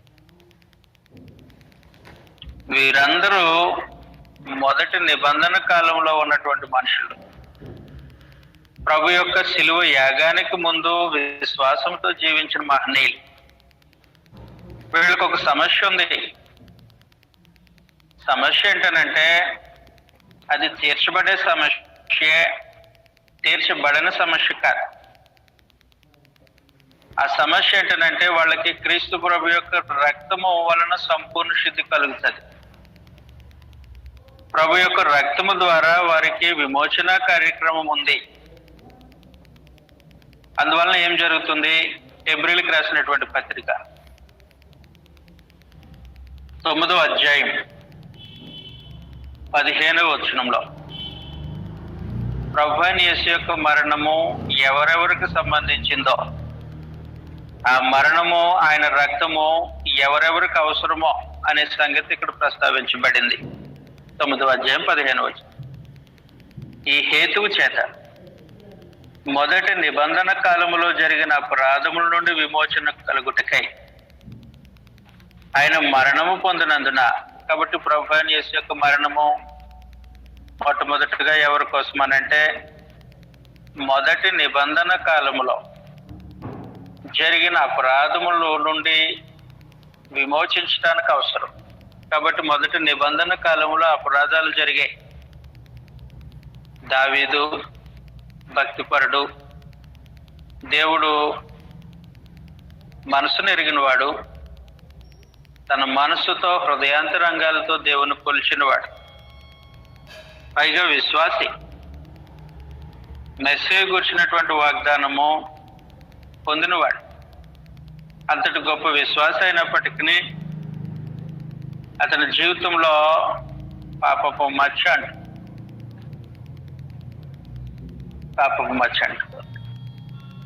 తెలిసిన సంగతే. ఊరియా భార్యను అతడు తీసుకోవడం, ఊరియాని చంపడం. కాబట్టి పరమదేవుడు ఇది తప్పు అని ఖండించాడు నాతాను ప్రవక్త ద్వారా. తన మనసుకు అర్థమయ్యేటట్లుగా వివరించేశాడు నాతాను ప్రవక్త. కాబట్టి అతడు మనస్సాక్షి దోషారోపణకు గురి అయింది. తను పాపినని సంగతి తను గ్రహించాడు. తర్వాత అతడు పశ్చాత్తాపుడై 51వ కీర్తన రాసిన సంగతి మనకు తెలుసు. అందువల్ల మొదటి నిబంధనలో అపరాధం చేసినటువంటి వారు ఉన్నారు, భక్తిపరులు అయినప్పటికీ. అలాగే మొదటి నిబంధనలో జరిగిన ప్రతి అపరాధమునకు క్రీస్తు ప్రభు యొక్క రక్తం అవసరమై ఉంటది. దేవుడు నిర్ణయించాడు, నిర్దేశించాడు. వారి పాపములను కప్పివేయాలి. ఆ కప్పివేసే కార్యక్రమము క్రీస్తు ప్రభు యొక్క రక్తం జరిగించాడు. కీర్తన గ్రంథం 85వ అధ్యాయం 2వ వచనం. కీర్తన గ్రంథం 85వ అధ్యాయము 2వ వచనంలో దేవుడు మొదటి నిబంధన భక్తి పరులను ఉద్దేశించి ఆయన ఉద్దేశించిన కార్యక్రమం 85వ అధ్యాయం 2వ వచనం. నీ ప్రజల దోషమును పరిహరించి ఉన్నావు, వారి పాపమంతయు కప్పివేస్తున్నావు. కాబట్టి వారి దోషములు పరిహరించి పాపములు కప్పివేసే పని ఒకటి ఉంది పరమదేవునికి.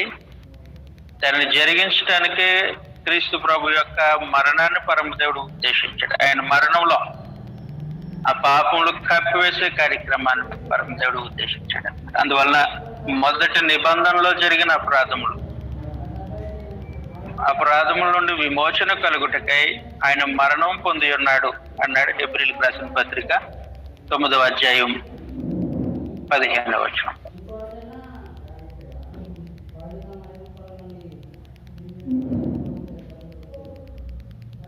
అంతవరకు పరమదేవుడు మొదటి నిబంధనలో పూర్వకాలం జరిగిన పాపములన్నిటినీ తన ఊరిము వలన ఉపేక్షించుకుంటూ వచ్చాడు. తన ఊరిము వలన ఉపేక్షించుకుంటూ వచ్చి పాత నిబంధన కాలంలో భక్తిపరులైనటువంటి వారు మరణించిన తర్వాత వారు పాతాళంలో ఉన్నప్పటికీ వారి క్షేమం కోరిన వాడు పరమ. అందువలన రోమీయులకు రాసిన పత్రిక 3వ అధ్యాయం 25వ వచనంలో,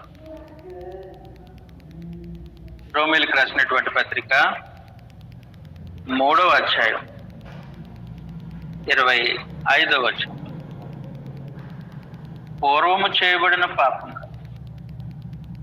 దేవుడు తన ఊరిము వలన ఉపేక్షించినందున ఆయన తన నీతిని కనుపరచవలనని క్రీస్తు యేసు రక్తమందుల విశ్వాసము ద్వారా ఆయన కరుణాధారముగా బయలుపరిచాడు. కాబట్టి పూర్వం చేయబడిన పాపములను దేవుడు తన ఊరిము వలన ఉపేక్షించాడు.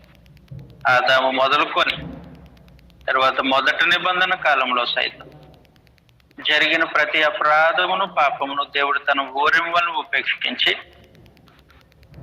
క్రీస్తు ప్రభు యొక్క రక్తము ద్వారా, ఆయన బలియాగము ద్వారా ఆ భక్తుల యొక్క పాపముల నుండి వారిని విమోచించడానికి ఉద్దేశించాడు. వారు చనిపోయినా సరే వారి భూమి మీద లేరు, అయినప్పటికీ క్రీస్తు ప్రభు యొక్క బలియాగము వారికి కూడా వర్తించాలని పరమదేవుడు ఉద్దేశించాడు.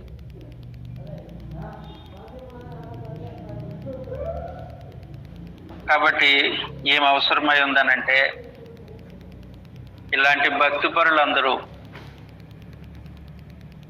పాతాళంలో వారి అపరాధముల చేత విమోచన లేకుండా పడి ఉన్నారు, చెరలో ఉన్నారు, అపవాది యొక్క బంధకాల్లో వారి మగ్గిపోతూ ఉన్నారు. అలాంటి వారికి విడుదల అవసరమై ఉంటుంది. ఆ విడిపించే కార్యక్రమాన్ని జరిగించడానికి ప్రభువైన యేసు ఆ సమాధిలో ఉన్న కాలంలో ఈ విమోచన కార్యక్రమాన్ని జరిగించారు. ఇది వాస్తవం. అందువల్ల ఎఫెసీయులకు రాసినటువంటి పత్రిక 4వ అధ్యాయం 9వ వచనంలో, ఎఫెసీయులకు రాసినటువంటి పత్రిక 4వ అధ్యాయం 9వ వచనం,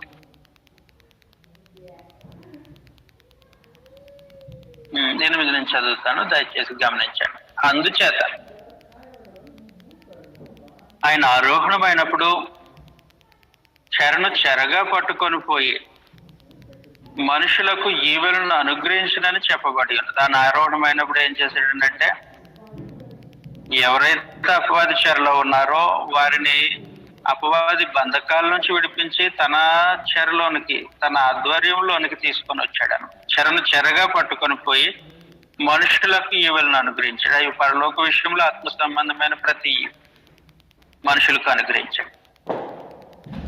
9వ వచనంలో, ఆరోహణమాయను అనగా ఆయన భూమి యొక్క క్రింది భాగములకు దిగి ఉన్నాడని అర్థం ఇచ్చుచున్నది కదా. కాబట్టి ఆరోహణమాయడని అంటే అర్థం ఏంటి? ఆయన భూమి యొక్క క్రింద భాగాలకు దిగి ఉన్నాడని అర్థం ఇచ్చాను.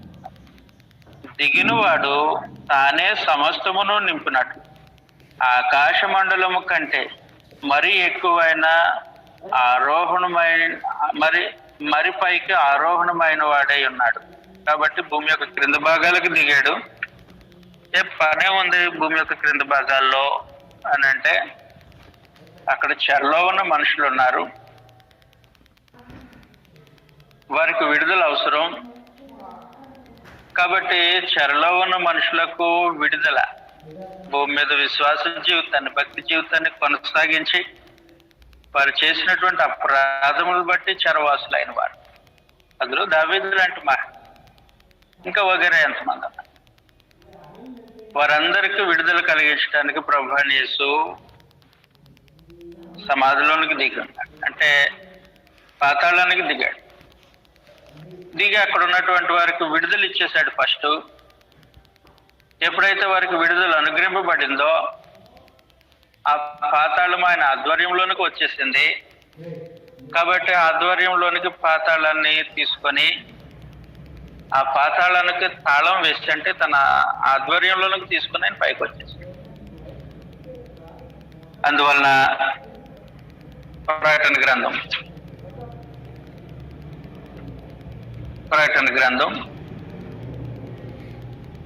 మొదటి అధ్యాయం 18వ వచనంలో,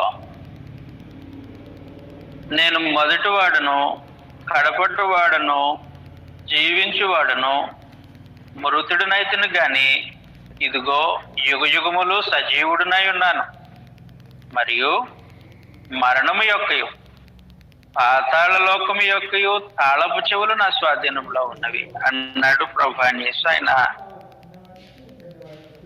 మరణాన్ని గెలిచిన తర్వాత, కాబట్టి పాతాళ లోకపు తాళపు చెవులు ఆయన స్వాధీనంలో ఉన్నాయి. అంటే తాళపు చెవులు ఎప్పుడైనా అధికారాన్ని సూచిస్తాయి, జాగ్రత్తగా గుర్తుపెట్టుకుందాం. పరిశుద్ధ గ్రంథంలో తాళపు చెవులు అన్నమాట అధికారాన్ని సూచిస్తాయి. కాబట్టి పాతాళము పైన అధికారం, మరణం పైన అధికారం పొందినట్టు ప్రభువైన యేసు. అందువల్ల ఆయన సమాధి చేయబడినప్పుడు పాతాళంలోనికి దిగి, అంటే మరణించిన తర్వాత ఆయన పాతాళంలోనికి దిగి అక్కడ చెరవాసులుగా ఉన్నటువంటి వారికి విడుదల అనుగ్రహించి వారిని చెర విముక్తులుగా చేసి తన ప్రజల పాపముల నుండి ఆయనే విడిపించాలి. కాబట్టి ఆయన శాశ్వతమైన రాజు కాబట్టి ఆ చొరవ తీసుకుని ఆయన తన ప్రజల పాపం నుండి విమోచించడానికి ఆయన పాతాళంలో విమోచించాడు. ఇంకా ఆయన పునరుత్థానుడై లేచాడు ఆదివారం ఉదయం తెల్లవారుజామున. చదువుతాం మత్తయి సువార్త 28వ అధ్యాయం 1వ వచనం. విశ్రాంతి దినము గడిచిపోయిన తర్వాత తెల్లవారుచుండగా మగ్దలేనే మరియు వేరొక మరియు సమాధిని చూడవచ్చును. ఇదిగో ప్రభు దూత పరలోకము నుండి దిగి వచ్చి రాయి పొర్లించి దాని మీద కూర్చొని, అప్పుడు మహాభూకంపము కలిగి ఆ దూత స్వరూపము మెరుపు వలె ఉండెను. అతని వస్త్రము హిమవంత తెల్లవిగా ఉండెను. అతనికి భయపడటం వలన కావలి వారు వణికి చచ్చిన వారి వలె ఉండదు. దూత స్త్రీలను చూచి, మీరు భయపడకు, సిలువ వేయబడిన యేసును మీరు వెతుకుచున్నారని నాకు తెలియదు. ఆయన ఇక్కడ లేడు, తాను చెప్పినట్లు ఆయన లేచి ఉన్నాడు. రండి, ప్రభు పండుకొనిన స్థలం చూచి త్వరగా వెళ్ళి ఆయన మృతుల్లో నుండి లేచి ఉన్నాడని ఆయన శిష్యులకు తెలియజేయడి అన్నాడు. కాబట్టి ఆయన ఆదివారం తెల్లవారుజామున మరియా ఇంకా కొంత స్త్రీలు అక్కడికి వెళ్ళేసరికి ఆయన లేచి ఉన్నాడు. ప్రభు మరణించారు, తన ప్రజల పాపముల నిమిత్తము మరణించారు, తన ప్రజలను విమోచించడానికి ఆయన సమాధి చేయబడ్డారు, తన ప్రజలను శాశ్వతమైన రాజుగా ఏలటానికి ఆయన సమాధిని గెలిచి లేచారు. కాబట్టి ఇది సువార్త. ఆయన మరణ సమాధి పునరుత్థానాలను గూర్చినటువంటి వార్త సువార్తగా ప్రకటించవలసిన అవసరం ఉంది. కొరింథీయులకు రాసిన మొదటి పత్రిక 15వ అధ్యాయము 3వ వచనంలో సువార్త అంటే ఏమిటో, నాకేయబడిన ఉపదేశము మొదట మీకు అప్పగించి తిని, అదేమనగా లేఖనముల ప్రకారము క్రీస్తు మన పాపముల నిమిత్తము మృతి పొందింది అభిషక్తుడు. క్రీస్తు మన పాపముల నిమిత్తము మృతి పొందెను, సమాధి చేయబడెను. లేఖనముల ప్రకారము ఆయన 3వ దినమున లేపబడి. కాబట్టి ఆయన మృతి పొంది సమాధి చేయబడి లేఖనముల ప్రకారము 3వ దినమున లేపబడ్డాడు. అది సువార్త. ఆయన 3వ దినమున లేపబడడం సువార్త. అదొక చిన్న మనవి. లోకంలో భయంకరమైన వాదనలు ఉన్నాయి.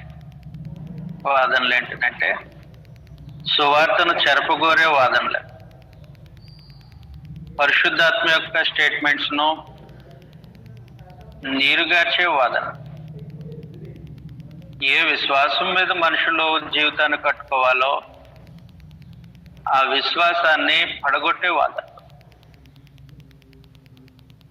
అపోస్తలుల యొక్క బోధ కాని వాదన. ఆ వాదనలు ఏంటనంటే 3 రాత్రుల్లో 3 పగళ్ళు యోనా చేప కడుపులో ఉన్నాడు కదా, మరి నేను 3 యోనా వలె 3 రాత్రి పగళ్ళు ఉంటానని ప్రభు చెప్పాడు కదా, ఆ 3 రాత్రి పగళ్ళు లెక్క చెప్పు అని మొదలెట్టారు ఈ రోజుల్లో. సువార్త వినం, అపోస్తలుల యొక్క బోధ, క్రీస్తు ప్రభు యొక్క మరణ సమాధి పునరుత్థానాన్ని గురించినటువంటి సంగతి, ఆయన 3వ దినం లేపబడ్డం, అది పరిశుద్ధాత్మ యొక్క స్టేట్మెంట్. ప్రభు చెప్పిన ఆ యోనాను గూర్చిన గాథ యొక్క సారాంశం ఏంటనంటే అది నువ్వు చెప్పుకో, నేను కూడా చెప్పను. ఎందుకనంటే ఆ సారాంశము నీకు తెలియదు, నాకు తెలియదు, భూమి మీద ఎవరికీ తెలియదు అన్నమాట. ఆ సారాంశము ఆ మాట పలికించిన పరమదేవునికి తెలుసు, పరిశుద్ధాత్మకు తెలుసు, ప్రభువైన యేసుకు తెలుసు. అందువలన క్రీస్తు ప్రభు యొక్క మరణ సమాధి పునరుత్థానాల గురించి యోనాను గురించినటువంటి ఆ సన్నివేశాన్ని తీసుకొని వస్తున్నప్పుడు నీ అర్థాన్ని నువ్వు వల్లించి సాహసం చేసి దేవునికి శత్రువు. పరిశుద్ధాత్మ ఆ సంగతిని వివరించాడు. ప్రభు చెప్పిన సంగతి ఏంటనంటే ఇది అని వివరించాడు. ఏంటి ఆ సంగతి? లేఖనముల ప్రకారము 3వ దినమున లేపబడ్డం. 3 రాత్రి పగళ్ళు యోనా సముద్రపు గర్భంలో ఉన్నాడు, చేప కడుపులో ఉన్నాడు.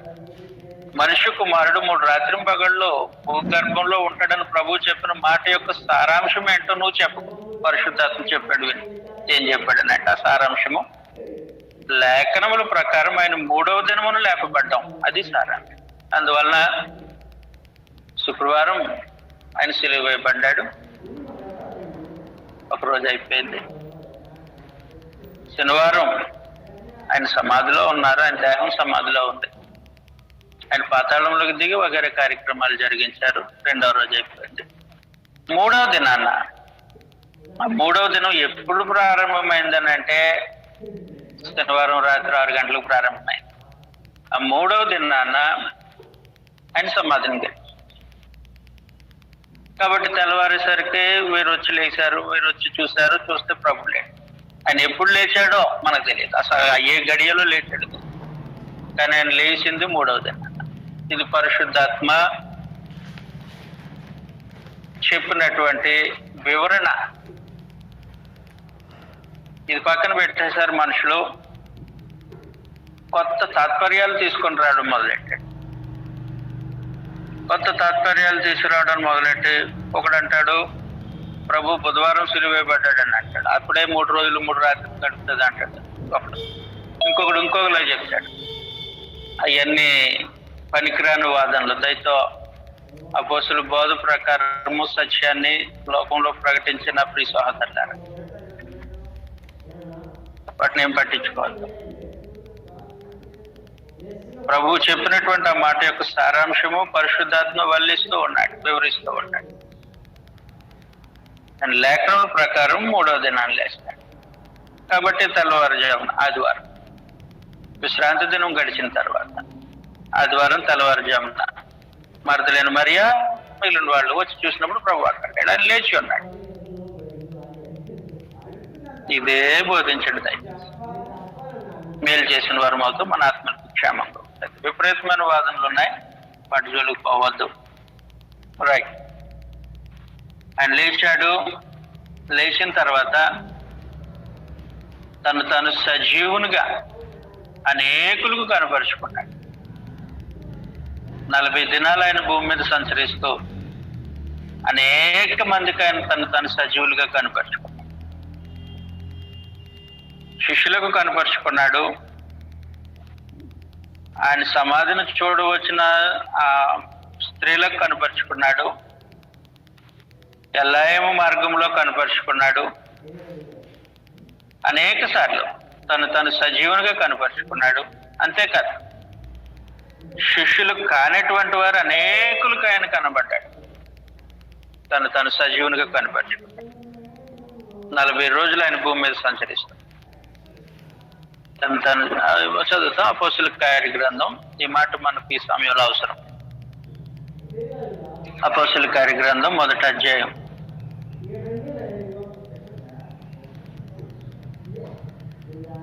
3వ వచనంలో, ఆయన శ్రమ పడిన తర్వాత 40 దినముల వరకు వారికి కనబడి దేవుని రాజ్య విషయముల గురించి బోధించడం, అనేక ప్రమాణములను చూపి వారికి తను సజీవునుగా కనపరుచుకుని అనేక ప్రమాణాలు చూపించి తను సజీవులుగా వారికి కనపరుచుకున్నాడు.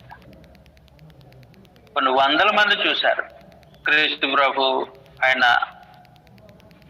సమాధిని గెలిచిన తర్వాత, ఆయన పునరుత్థానం తర్వాత కొన్ని 100 మంది క్రీస్తు ప్రభుని తమ కళ్ళతో చూసి నిర్ధారించారు. అపోస్తలులు ప్రత్యేకించి వారు తాకి నిర్ధారించుకున్నారు, ఈయన సజీవుడై ఉన్నాడు. వారితో కలిసి ప్రభు భోజనం కూడా చేశాడు. అలాగ 40 దినములు తను సజీవునిగా కనపరుచుకున్న తర్వాత ఆయన ఆరోహణం అవ్వాల్సి ఉన్నది. ఆయన పరలోకమునకు చేర్చబడవలసి ఉన్నది. అందువలన తన శిష్యులను పిలిచి వారితో ఈ విధంగా మాట్లాడుతూ ఉన్నాడు. 16వ వచనం, 28వ అధ్యాయం 16వ వచనం. మత్తయి సువార్త 28వ అధ్యాయం 16వ వచనం. 11 మంది శిష్యులు యేసు తమకు నిర్ణయించిన గలిలయలోని కొండకు వెళ్ళారు. వారు ఆయనను చూచి ఆయనకు మ్రొక్కిరి గాని కొందరు సందేహించరు. అయితే యేసు వారి యొద్దకు వచ్చి, పరలోకమందును భూమి మీదను నాకు సర్వాధికారం ఇవ్వబడి ఉన్నది అంట. ప్రభు వాళ్ళ దగ్గరకు వచ్చి చెప్తున్నమాట, పరలోకమందు భూమి మీద నాకు సర్వాధికారం ఇవ్వబడి ఉన్నది. సర్వాధికారం ఇచ్చినవాడు తండ్రి అయిన దేవుడు. ఆయన ఎవరికైనా అధికారం ఇస్తాడు. ఏ అధికారమైనా ఆయన వల్లనే కలగాలి. కాబట్టి ఆయన అధికారం ఇచ్చేవాడై ఉంటాడు. ఆయన అధికార ప్రదాత. అది పైనుండి అనుగ్రహింపబడిన అధికారం, దేవుని సముఖంలో నుండి అనుగ్రహింపబడిన. కాబట్టి పరలోకమందు భూమి మీద తండ్రి అయిన దేవుడు ప్రభు అయిన యేసుకు అధికారం ఇచ్చాడంట. కాబట్టి మీరు వెళ్ళి సమస్త జనులను శిష్యులుగా చేయండి. తండ్రి యొక్కయు కుమారుని యొక్కయు పరిశుద్ధాత్మ యొక్కయు నామములోని వారికి బాప్తిసం ఇచ్చుచు నేను మీకు ఏ సంగతులను ఆజ్ఞాపించుతున్నా వాటన్నిటినీ గైకొన వలనని వారికి బోధించండి. ఇదిగో నేను యుగ సమాప్తి వరకు సదాకాలం మీతో కూడా ఉన్నానని వారితో చెప్పాను. కాబట్టి ఏం జరిగిందనంటే ప్రభు వారి దగ్గరికి వచ్చాడు. నాకు పరలోకమందు భూమి మీద సర్వాధికారం ఇవ్వబడింది. తండ్రి అయిన దేవుడు నాకు సర్వాధికారం ఇచ్చాడు. తండ్రి అయిన దేవుడు ప్రభు అయిన యేసుకి ఇచ్చిన సర్వాధికారం ఎలాంటిదనంటే ఆ అధికారము దేవుని తర్వాత స్థానం. దేవుని తర్వాత స్థానం, ఆయన కుడిపార్శ్వమునకు హెచ్చింపబడిన స్థానం. చదువుతాం. కీర్తన గ్రంథం 110వ అధ్యాయం.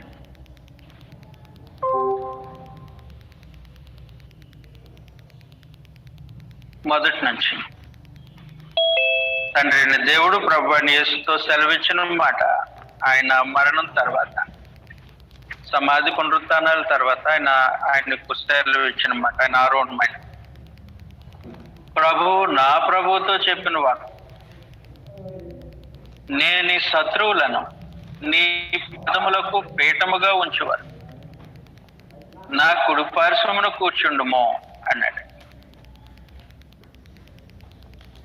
దేవుడు నా ప్రభువుతో, ప్రభు అని యేసుతో సెలవిచ్చిన వాక్కు ఏం సెలవిచ్చాడనంటే, నేను నీ శత్రువులను నీ పాదములకు పీఠముగా చేస్తాను, విజయం నీకు శాశ్వతం, నువ్వు విజేతవు. కాబట్టి శత్రువులు నీ ముందు ఓడిపోతారు. నీ శత్రువులను నీ పాదములకు పీఠముగా చేయవారు, నీవు నా కుడిపార్శ్వమున కూర్చో అని చెప్పాడంట తండ్రి అయిన దేవుడు ప్రభు అని యేసుతో. ఆ కుడిపార్శ్వము ఎంత శ్రేష్టమైనదనంటే చదువుతాం. దేవుని కుడిపార్శ్వమున కూర్చున్న ప్రభు అయిన యేసు యొక్క అధికారము, ఆయన సర్వాధికారము, అది ఎలాంటిది? మొదటి పేతురు పత్రిక 3వ అధ్యాయం 22వ వచనంలో,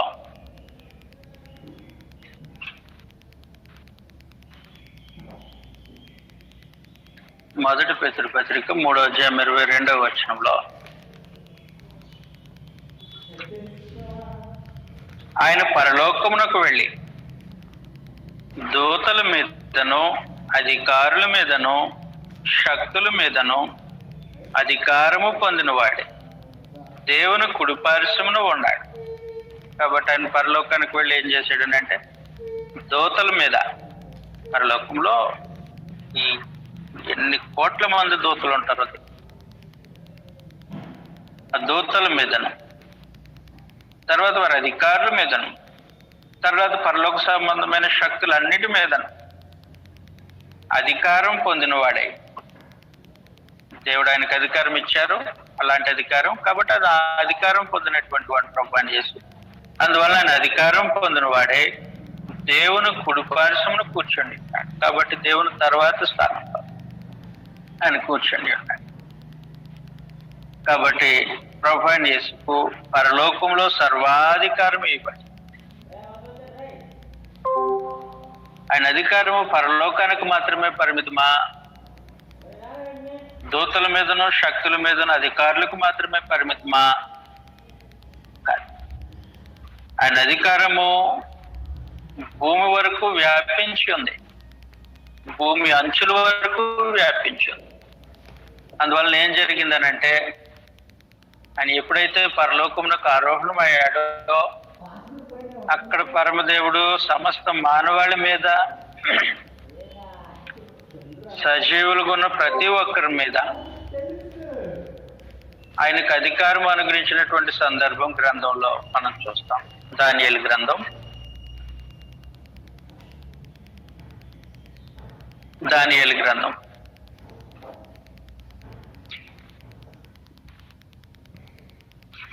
7వ అధ్యాయం 13వ వచనంలో, రాత్రి కలిగిన దర్శనము ఇంకనూ చూచుచుండగా ఆకాశమయగారుడై మనుష్య కుమారుని పోలిన ఒకడు వచ్చి ఆ మహావృద్ధుడగు వాని సన్నిధిని ప్రవేశించి సముఖమునకు తిప్పడు. సకల జనములను, రాష్ట్రములను, ఆయా భాషలు మాట్లాడేవారు ఆయనను సేవించినట్లు. కాబట్టి సకల జనులు, ఆయా రాష్ట్రాలు, ఆయా భాషలు మాట్లాడేవారు అని ప్రస్తావించినప్పుడు ఏ మనిషి మినహాయింపబడడం. కారణం ఏంటంటే లిపిలేని భాషలు కూడా ఉన్నాయి, రాయలేని భాషలు కూడా ఉన్నాయి. కాబట్టి లిపున్నా లేకపోయినా తన భావాన్ని వ్యక్తం చేయగలిగిన సామర్థ్యం కలిగిన ప్రతి మనిషి ఆయా భాషలు మాట్లాడేవాడు. చివరకు మూగ భాష మాట్లాడేవాడు. ఆయన మూగ భాష ఉంది లోకంలో, సైకిల్తో మాట్లాడతారు. కాబట్టి ఆయా భాషలు మాట్లాడేవారు ప్రతి వాడు ఆయనను సేవించినట్లు ప్రభుత్వమును, మహిమయు, ఆధిపత్యమును ఆయనకి ఇవ్వబడెను. ఆయన ప్రభుత్వము శాశ్వతమైనది, అది ఎన్నటికీ తొలగు. ఆయన రాజ్యము ఎల్లప్పుడూ లయమవుతుంది. కాబట్టి ఆయన ప్రభుత్వం శాశ్వతమైనది. అలాంటి అధికారాన్ని సమస్త మానవాళి మీద పరమదేవుడు అనుగ్రహించాడు. అందువల్ల ప్రభువైన యేసు ఏమన్నాడనంటే తన శిష్యులను పిలిచి మత్తయి సువార్త 28:18 పరలోకమందు భూమి మీద కూడా నాకు సర్వాధికారం ఇవ్వబడి ఉన్నది. మామూలు అధికారం కాదు, అది సర్వాధికారం. పరలోకంలో ప్రధానులు, అధికారులు, శక్తుల మీద అధికారం. భూమి మీద సకల జనులు, రాష్ట్రంలో ఆయా భాషలు మాట్లాడేవారు అందరి మీద అధికారం. రాజు దగ్గర నుంచి రంగప్ప వరకు భూమి మీద శ్వాస పీల్చుకుంటున్న ప్రతి మనిషి మీద క్రీస్తు ప్రభువు రాజు అయి ఉన్నాడు, అధికారి అయి ఉన్నాడు. దేవుడు ఆయనను అంత అధికముగా హెచ్చించాడు. అందువల్ల ఏం జరిగిందనంటే ఫిలిప్పీలకు రాసినటువంటి పత్రిక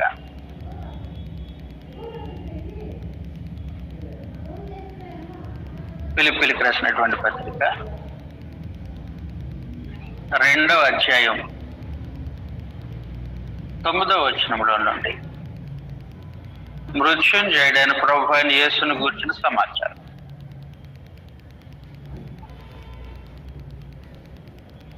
9వ వచనంలో అందుచేతను పరలోకములో ఉన్న వారిలో గాని, భూమి మీద ఉన్న వారిలో గాని, భూమి కింద ఉన్న వారిలో గాని ప్రతివాని మోకాలు యేసు నామమును వంగునట్టు, ప్రతివాని నాలుగు తండ్రి అయిన దేవుని మహిమార్థమై యేసుక్రీస్తు ప్రభువును ఒప్పుకొన్నాడు. దేవుడు ఆయనను అధికముగా హెచ్చించి ప్రతి నామముకు పై నామమును ఆయనకు అనుగ్రహించాడు. కాబట్టి దేవుడు ఆయనను అధికముగా హెచ్చించాడంటే, ఎంత అధికముగా హెచ్చించాడనంటే ప్రతి నామమునకు పై నామం, ప్రతి అధికారానికి పై అధికారం.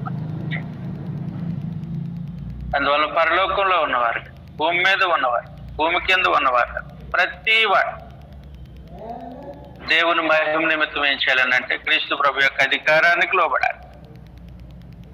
ఆయన అధికారంలోనికి రావాలి. ఆయన నామంలో మోకాలు వంగాలి. దేవుని మహిమ కలిగినట్లు ఆయనను ప్రభువును ఒప్పుకున్నవారు నోట్. అలాంటి పరిస్థితుల్లోనికి ప్రభువుని యేసును పరమ దేవుడు హెచ్చించి ఉన్నాడు. కాబట్టి అంత ఉన్నతమైనటువంటి స్థానంలో ప్రభువుని యేసు ఆసీనుడై ఉన్నాడు. దేవుని కుడి పార్శ్వమున ఆసీనుడై ఉన్నాడు. ఆయన యొక్క అధికారం యొక్క హద్దులవి పరలోకపు అంచులు. ఆయన అధికారం భూమి యొక్క అంచుల వరకు ఆయన అధికారం వ్యాపించింది. అందువల్ల ఏం జరుగుతుందని అంటే ఆయన యొక్క అధికారాన్ని వర్ణిస్తూ పరమదేవుడు తన పరిశుద్ధ గ్రంథంలో ఈ విధంగా తెలియజేశాడు. క్రీస్తు ప్రభు యొక్క అధికారం, ఆయన మరణించి సమాధి చేయబడి పునరుత్థానం లేచిన తర్వాత ఆయన అధికారం ఎంత శ్రేష్టమైన అధికారం అని అంటే అంత గొప్ప అధికారం. ఎఫెసీయులకు రాసిన పత్రిక 1వ అధ్యాయం 20వ వచనంలో ఆయన బలాతిశయము చేత క్రీస్తును మృతులలో నుండి లేపి సమస్తమైన ఆధిపత్యము కంటే, ఎన్ని ఆధిపత్యాలు ఉన్నాయో వాటన్నిటికంటే, అధికారము కంటెను, శక్తి కంటెను, ప్రభుత్వము కంటెను, ఈ యుగమందు మాత్రమే కాదు రాబో యుగమందును పేరు పొందిన ప్రతి నామము కంటెను ఎంతో హెచ్చుగా పరలోకమందు ఆయనను తన కుడిపార్శ్వమున కూర్చుండబెట్టుకొని ఉన్నాడు. కాబట్టి అంత అధికముగా క్రీస్తు ప్రభువును పరమదేవుడు హెచ్చించాడు. అంతేకాదు, క్రీస్తు ప్రభు యొక్క అధికారము పరలోకపు ఆ కొన నుంచి మొదలై ఈ కొన వరకు, భూమి యొక్క ఈ కొన నుంచి మొదలై ఆ కొన వరకు. అంతేకాదు, భూమి కింద మృతుల లోకం, పాతాళమని పిలువబడి అంతవరకు క్రీస్తు ప్రభు యొక్క అధికారం వ్యాపించింది. మనం చదివాం కదా ప్రకటన గ్రంథం 1వ అధ్యాయం 18వ వచనంలో, మృతునైతుని గాని యుగ యుగములు సజీవునై, మరణం యొక్కయు పాతాళం యొక్కయు తాళపు చెవులు నా స్వాధీనంలో ఉన్నాయి. కాబట్టి క్రీస్తు ప్రభు యొక్క అధికారము పరలోకపు సరిహద్దుల దగ్గర నుంచి పాతాళపు సరిహద్దుల వరకు ఆయన అధికారమే. ఆయన అధికారం లేని చోటు లేదు వాస్తవానికి. అలాంటి అధికారాన్ని తండ్రి అయిన దేవుడు క్రీస్తు ప్రభువుకు అనుగ్రహించారు. ఆయన మృతుల్లో నుండి లేచిన తర్వాత, ఆయన మరణాన్ని గెలిచిన తర్వాత, ఆయన తన కుడిపార్శ్వమునకు హెచ్చించుకున్న మీద ఆయన అధికారము పరలోకపు కొన నుండి పాతాళపు అంచుల వరకు క్రీస్తు ప్రభు యొక్క అధికారం. అందువలన ఆయన అధికారంలో తిరిగిలేదు. ఒక ప్రాముఖ్యమైన సంగతి ఏంటంటే, దేవుడు ఆసక్తితో ఇష్టంతో ఈ కార్యక్రమాన్ని జరిగించాడు. ప్రభు ఆయన యేసుకు సర్వాధికారం ఇవ్వడంలో దేవుని ఆసక్తి ఉంది, దేవుని ఇంట్రెస్ట్ ఉంది. ఇది మనుషులు ఇంట్రెస్ట్ కాదు, దేవుడు ఆసక్తితో జరిగించిన కార్యక్రమం. ఆయన ప్రణాళికలో, ఆయన చిత్తంలో, ఆయన ఉద్దేశంలో, ఆయన సంకల్పంలో ఆయన ఆసక్తిని ఇమిడ్చి జరిగించిన కార్యక్రమం. అందువల్ల యెషయా గ్రంథంలో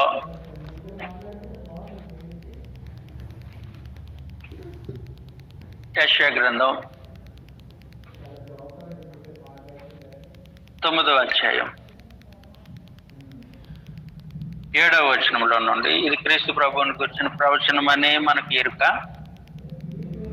7వ వచనంలో నుండి, ఇది మొదలుకొని మితి లేకుండా దానికి వృద్ధియు క్షేమమును కలిగినట్టు సర్వకాలము దావీదు సింహాసనం రాజ్యమును నియమించు, న్యాయం వలనో నీతి వలనో రాజ్యము స్థిరపరచుట, అతడు సింహాసనాసీనుడై రాజ్య పరిపాలన చేయి. ప్రభువైన యేసు సింహాసనాసీనుడై రాజ్య పరిపాలన చేస్తాడంట. సైన్యములకు అధిపతి యెహోవా ఆసక్తి కలిగి దీనిని నెరవేర్చు. కాబట్టి దేవుడు తన ఆసక్తితో తన చిత్తానుసారముగా చేసిన నిర్ణయం చెప్పు, తన సంకల్పాన్ని బట్టి కార్యక్రమాన్ని నిర్వర్తించాడు. కాబట్టి దీన్ని అడ్డుకోవటానికి కానీ ఎదురు చెప్పడానికి కానీ ఎవడో పనికిరాడు భూమి మీద కానీ పరలోకంలో. దేవుని ఆసక్తి ఉంది, ఆయన సంకల్పం, ఆయన ఉద్దేశం. ఇది తెలుసుకోకుండా ఒకసారి ఏమైందంటే, దేవుడు క్రీస్తు ప్రభువును రాజుగా, తన రాజును సీయోనులో ఆసీనునిగా చేసిన తర్వాత, ఆయనకి సర్వాధికారం అనుగ్రహించిన తర్వాత మనుషులు తిరుగుబాటు ప్రారంభించారంట. అందులో రాజులు ఉన్నారు, అధికారులు ఉన్నారు. సంగతిని ఒకసారి చదువుతాం.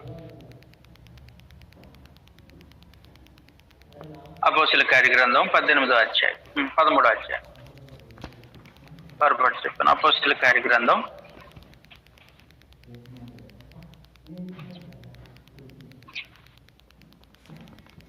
4వ అధ్యాయం.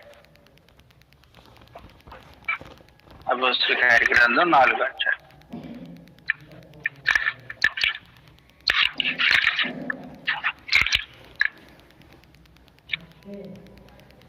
23వ వచనంలో నుండి, అప్పటికి ప్రభు అయిన యేసు మహిమ పొంది ఉన్నారు, దేవుని కుడి పార్శ్వమునకు హెచ్చింపబడి ఉన్నారు, దేవుడు ఆయనకు సర్వాధికారం అనుగ్రహించారు. అనుగ్రహించిన తర్వాత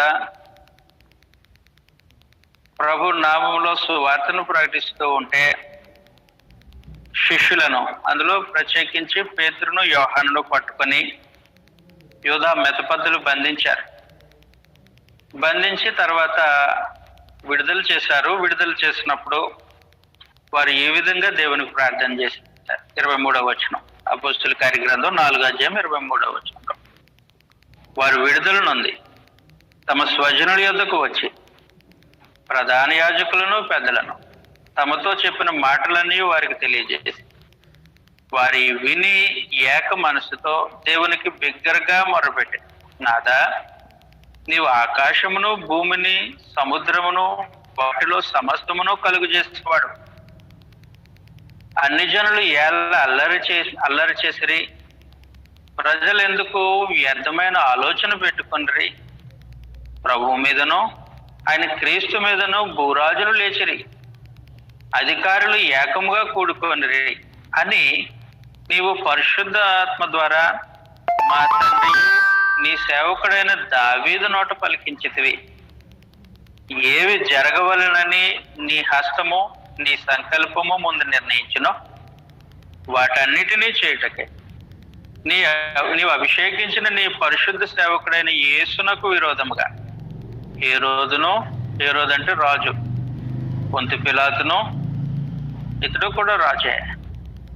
హేరోదు గలిలీకు రాజు, పొంతి పిలాతు యోదయ ప్రాంతానికి రాజు, అన్ని జనులతోనూ ఇశ్రాయేలు ప్రజలతోనూ ఈ పట్టణంలో నిజముగా కూడుకుంది. కాబట్టి ఏం జరిగిందంటే హేరోదు, పొంతి పిలాతు ఇంకా మన జనమంతా, ప్రజల పెద్దలు వీళ్ళందరూ, ప్రధాన యాజకులు వీళ్ళందరూ మోకమ్ముడిగా సమావేశమయ్యారు. ఏం చేద్దామని సమావేశమయ్యారనంటే, దేవుడు నియమించిన అభిషక్తుడు ప్రభు అయిన యేసు సర్వాధికారం అనుగ్రహించిన ఆయన రాజుకు విరోధముగా ఆలోచన చేయటానికి వాళ్ళు గుంపుతారు.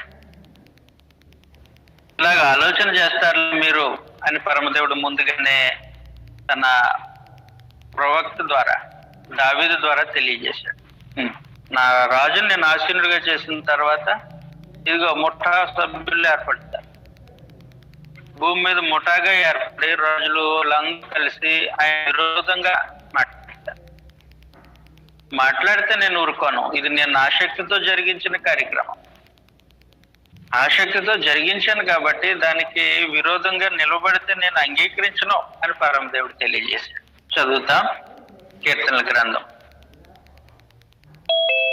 2వ అధ్యాయం. కీర్తనల గ్రంథం 2వ అధ్యాయం 6వ వచనంలో, నేను నా పరిశుద్ధ పర్వతమైన సియోను మీద నా రాజును ఆశీనుడిగా చేసి ఉన్నాను. కాబట్టి దేవుడు ఆయన రాజును ఆశీనుడిగా చేస్తే మనుషులు వెర్రితనంతో గంతులు వేస్తున్నారు ఆయన ముందు. ఏం గంతులు వేస్తూ ఉన్నారు? మొదటి వచనంలో వాళ్ళు ఇలా మాట్లాడుతూ ఉన్నారని అంట, అన్ని జనులు ఎలా అల్లరి రేపుచున్నారు, జనములు ఏల వ్యర్థమైన దానిని తలంచుచున్నవి. మనం వారి కట్లు తెంపుదము రండి, వారి పాశకములు మన యొద్ద నుండి పారవేదము రండి అని చెప్పుకుంటు భూరాజులు యెహోవాకును ఆయన అభిషక్తునికేనే విరోధముగా నిలవబడి ఉన్నారు. ఏలికలు అంటే పరిపాలన చేసేవారు, ఏకీభవించి అంటే ముఠాగా ఏర్పడి ఆలోచన చేయుచున్నారు. అప్పుడు దేవుడు అంటూ ఉన్నాడు, నా రాజుని నేను ఆశీనులుగా చేస్తుంటే నువ్వు రాజు అవ్వచ్చు, మహనీయుడు అవ్వచ్చు, ఏలిక అవ్వచ్చు. ఆయనకు విరోధంగా మాట్లాడటానికి నువ్వెంతటోడివి అని చెప్పి 10వ వచనంలో అలాంటి రాజులకు ఆయన వార్నింగ్ ఇస్తూ ఉన్నాడు పరమదేవుడు. కాబట్టి రాజులారా వివేకులై ఉండడి, భూపతులారా బోధనుండి, భయభక్తులు కలిగి యెహోవాను సేవించడి, గడగడ వణుకుచూ సంతోషించడి. ఆయన కోపము త్వరగా రగులుకొనును. కుమారును ముద్దు పెట్టుకొనుడి, లేని ఎడలా ఆయన కోపించు. కాబట్టి దేవుడు ఆయన రాజులను ఆశీనులుగా చేసిన తర్వాత మీరేంటో చేసేది? మీరేం చేయాలనంటే ఆయన కోపము త్వరగా రగులుకోక మునిపే ఆయనను సేవించండి. ప్రభు అయిన యేసును ఆయన కుమారుని ముద్దు పెట్టుకోండి, అంటే ఆశ్రయించండి, లేని ఎడల ఆయన కోపడతాడు అని చెప్పేసి. అందువల్ల దేవుడు అత్యాశక్తితో జరిగించిన కార్యక్రమం. దానికి విరోధంగా ఎవరు లేచినా సరే, ఎవరు తిరుగుబాటు చేసినా సరే దేవుడు అంగీకరించడం ఇది వాస్తవం. అంతటి సర్వాధికారాన్ని పరమదేవుడు ప్రభు అయిన యేసుకు అనుగ్రహించిన తర్వాత ఆయన దేవుని కుడిపార్శ్వమున ఆసీనుడై ఆయన పరిపాలన చేస్తూ ఉన్నప్పుడు పరలోకపు ఆ అంచు నుండి పాతాళపు చివరి అంచు వరకు ఆయన అధికారం చలామణి అవుతున్న సందర్భంలో, ఆయన అధికారం చలామణి అయ్యే చోట మానవ మాతృలుగా మనుషులు బ్రతుకుతూ ఉన్నారు, భూమి మీద శ్వాస పీల్చుకుంటారు. దేవుడు వారి పైన ప్రభు అయిన యేసును రాజుగా నియమిస్తే ఆ సంగతి తెలియని జనం లోకంలో ఉన్నారు. కాబట్టి ప్రభు అయిన యేసు తన శిష్యులను పిలిచి, ఇదిగో పరలోకమందు భూమి మీద నాకు సర్వాధికారం ఇవ్వబడింది. కాబట్టి మీరు ఏం చేయాలనంటే లోకంలో సువార్తను ప్రకటించి సమస్త జనులను నాకు శిష్యులుగా చేయండి అని గ్రేట్ కమాండ్మెంట్ ప్రభు అయిన యేసు వారికి అనుగ్రహించాడు. చదువుతాం మత్తయి సువార్త 28వ అధ్యాయం 18వ వచనంలో. అయితే యేసు వారి యొద్దకు వచ్చి, పరలోకమందును భూమి మీదను నాకు సర్వాధికారం ఇవ్వబడి ఉన్నది, కాబట్టి మీరు వెళ్ళి సమస్త జనులను శిష్యులుగా చేయుడి. కాబట్టి సమస్త జనులను నన్ను వెంబడించేవారుగా చేయండి, నాకు శిష్యులుగా చేయండి, నా అధికారానికి లోబడేవారుగా చేయండి. అది వారి జీవితాలకి క్షేమము, మేలు. కాబట్టి క్రీస్తు ప్రభు యొక్క అధికారము మనుషులకు తెలియలేదు,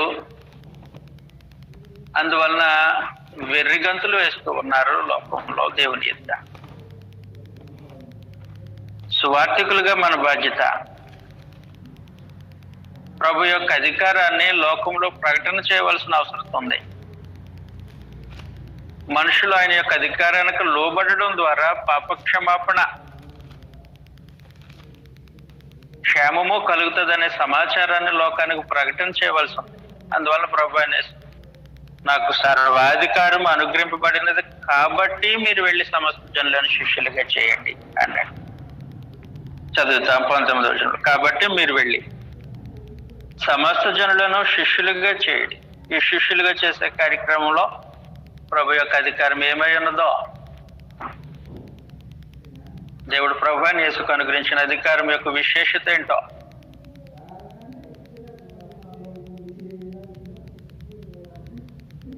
లోకానికి వివరించిన తర్వాత ఆయన అధికారానికి లోబడిన మనుషులు ఉంటారు, సువార్తకు విధేయులైనటువంటి వారు ఉంటారు.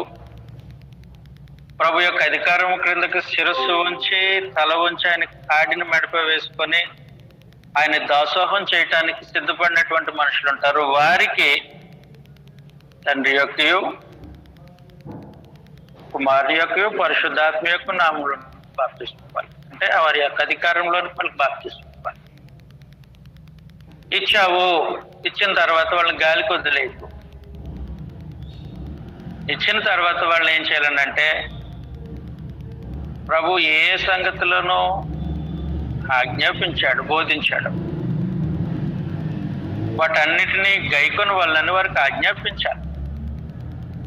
కాబట్టి క్రీస్తు ప్రభు యొక్క బోధ అది పరలోకపు దేవుని సందేశం. ఆనాడు అది శిష్యులకు అప్పగింపబడింది, శిష్యుల ద్వారా మనకు అప్పగింపబడింది స్థానిక సంఘాలు. అది అపోస్తలుల బోధగా పిలువబడింది. కాబట్టి ఆ బోధ ప్రకారము మనుషులను తీర్చిదిద్దే, కట్టే బాధ్యత తండ్రి యొక్కయు కుమారుని యొక్కయు పరిశుద్ధాత్మ యొక్కయు నామంలోనికి బాప్తిస్మం ఇచ్చుచు నేను మీకు ఏ సంగతులను ఆజ్ఞాపించుతున్నా వాటన్నిటినీ గైకొన వలన వారికి బోధించండి. వాటన్నిటినీ గైకొన్నారు. బోధించండి, బోధ చేయండి, ఆజ్ఞలు బోధగా చేయండి అని తన శిష్యులకు ప్రభువైన యేసు ఆజ్ఞాపించి సువార్త నిమిత్తము పంపినటువంటి సంగతి.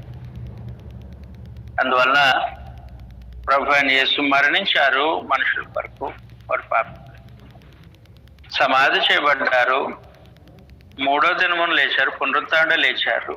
లేచినటువంటి ప్రభువైన యేసు దేవుని కుడిపార్శ్వమున ఆసీనుడే నేడు రాజుగా పరిపాలన చేస్తూ ఉన్నాడు. అది మనుషులకు క్షేమం కలిగినటువంటి పరిపాలన, మనుషులకు మేలు కలిగించే పరిపాలన, దీవెనకరమైన పరిపాలన. ఆ పరిపాలన చలామణి అవుతుంది. మళ్ళా చెప్తున్నా, పరలోక అంచు నుంచి, ఆ అంచు నుంచి పాతాళ లోకపు చివరి అంచు వరకు ఆయన అధికారం చలామణి అవుతూ ఉంటే, అధికారానికి రాకుండా తిరుగుబాటు చేసే జనము అనేకులు ఉన్నారు. దేవునికి, ఆయన అభిషక్తునికి విరోధంగా లేచి ఏం సాధిస్తారు? మనుషులు నిచ్చిన నరకం తప్ప, దేవుని ఉగ్రత తప్ప. రాజులు ఏకీభవించారంట, మనం ఏదోటి చేద్దాం అని. దేవుడు జోక్యం చేసుకుని, రే నువ్వు రాజు అవ్వచ్చు, గొప్పడు అవ్వచ్చు, నేను నా రాజును ఆసీనునిగా చేసిన తర్వాత మీరు నోరు మూసుకొని ఉండాల్సిందే. మీరు ఏం చేయాలంటే ఆయనను ఆశ్రయించి క్షేమం పొందండి, అంతేగాని తిరుగుబాటు ఆలోచనలు చేస్తే మీకే నష్టం, నాకు కోపం వస్తుంది అన్నాడు పరమదేవుడు కీర్తనల గ్రంథం 2. ఇప్పుడు పరమదేవుడు ఆయన రాజును ఆసీనుగా చేసిన తర్వాత ఆయన అధికారం చలామణి అయ్యే స్థలంలో భూమి మీద మనం ఉండి, మనుషులు ఉండి ఆయన మీద తిరుగుబాటు చేస్తే ఆయన ఉగ్రతను రేపే వారంగానే మనుషులు ఉంటారు తప్ప క్షేమకరమైన పరిస్థితిలో ఉంటారు. అందువల్ల సువార్థికులుగా మన బాధ్యత ప్రభు యొక్క అధికారము వారి హృదయాలకు అర్థమయ్యేటట్లుగా వివరించడం. పరలోకమందు భూమి మీద సర్వాధికారం పొందినటువంటి ప్రభువైన యేసును వారి హృదయాలకు తాకేటట్లుగా, వారి మనోనేత్రాలకు కనబడేటట్లుగా చిత్రీకరించడం సువార్త.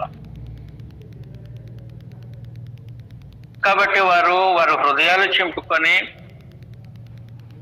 వారి క్షేమం కోరిన వారే దేవుని ఉగ్రత నుండి తప్పించుకోవటానికి దేవుడు అభిషేకించినటువంటి రాజు పంచన చేరతారు. ఆయన యందు విశ్వాసం ఉంచుతారు.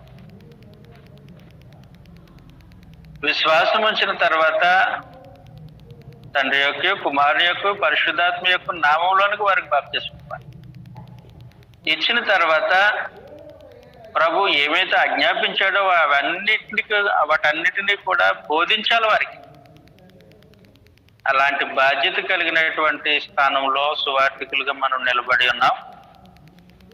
అందువలన సువార్త క్రీస్తు ప్రభు యొక్క మరణ, సమాధి, పునరుత్థానాన్ని గురించినటువంటి వార్త. మత్తయి యూదులకు ఆ సంగతిని తెలియచేసి ఆయన పాలస్తీనా ప్రాంతంలో సువార్థికుడిగా పనిచేసి అనేకులను ప్రభు వైపు మళ్లించారు. ఆ పనిలో ఇప్పుడు మనం పనిచేస్తున్న స్థలంలో, మనం నిలుచున్న స్థలంలో ఆ బాధ్యత మనం పుచ్చుకొని ప్రభు పక్షంగా ఆయన సువార్తను ప్రకటించి మనుషులను ప్రభు వైపు మళ్లించడానికి యోధులుగా పోరాడుతూ ఉన్నాం. జాగ్రత్తగా సంగతులు వివరిస్తూ ప్రభు యొక్క అధికారం ఏంటో, దాని ఔన్నత్యం ఏంటో, దేవుడు ఆసక్తిగా జరిగించిన కార్యక్రమం ఏంటో మనుషులు అర్థమయ్యేటట్లుగా, గ్రహించేటట్లుగా చేసి మనుషులను ప్రభు యొక్క అధికారంలోనికి తీసుకొని రావడం మన బాధ్యత ఉంది. ఆ పనిలో పరమదేవుడు మనకు సహాయం చేసి ఆయన మహిమ పొందినట్లుగా, మనకు జీతము పరలోకము నుండి లభించేటట్లుగా దేవుడు మనకు కృప చూపాలని తండ్రిని దేవుని కోరుకుంటూ ఈ మాటలు ముగిస్తూ ఉన్నాను.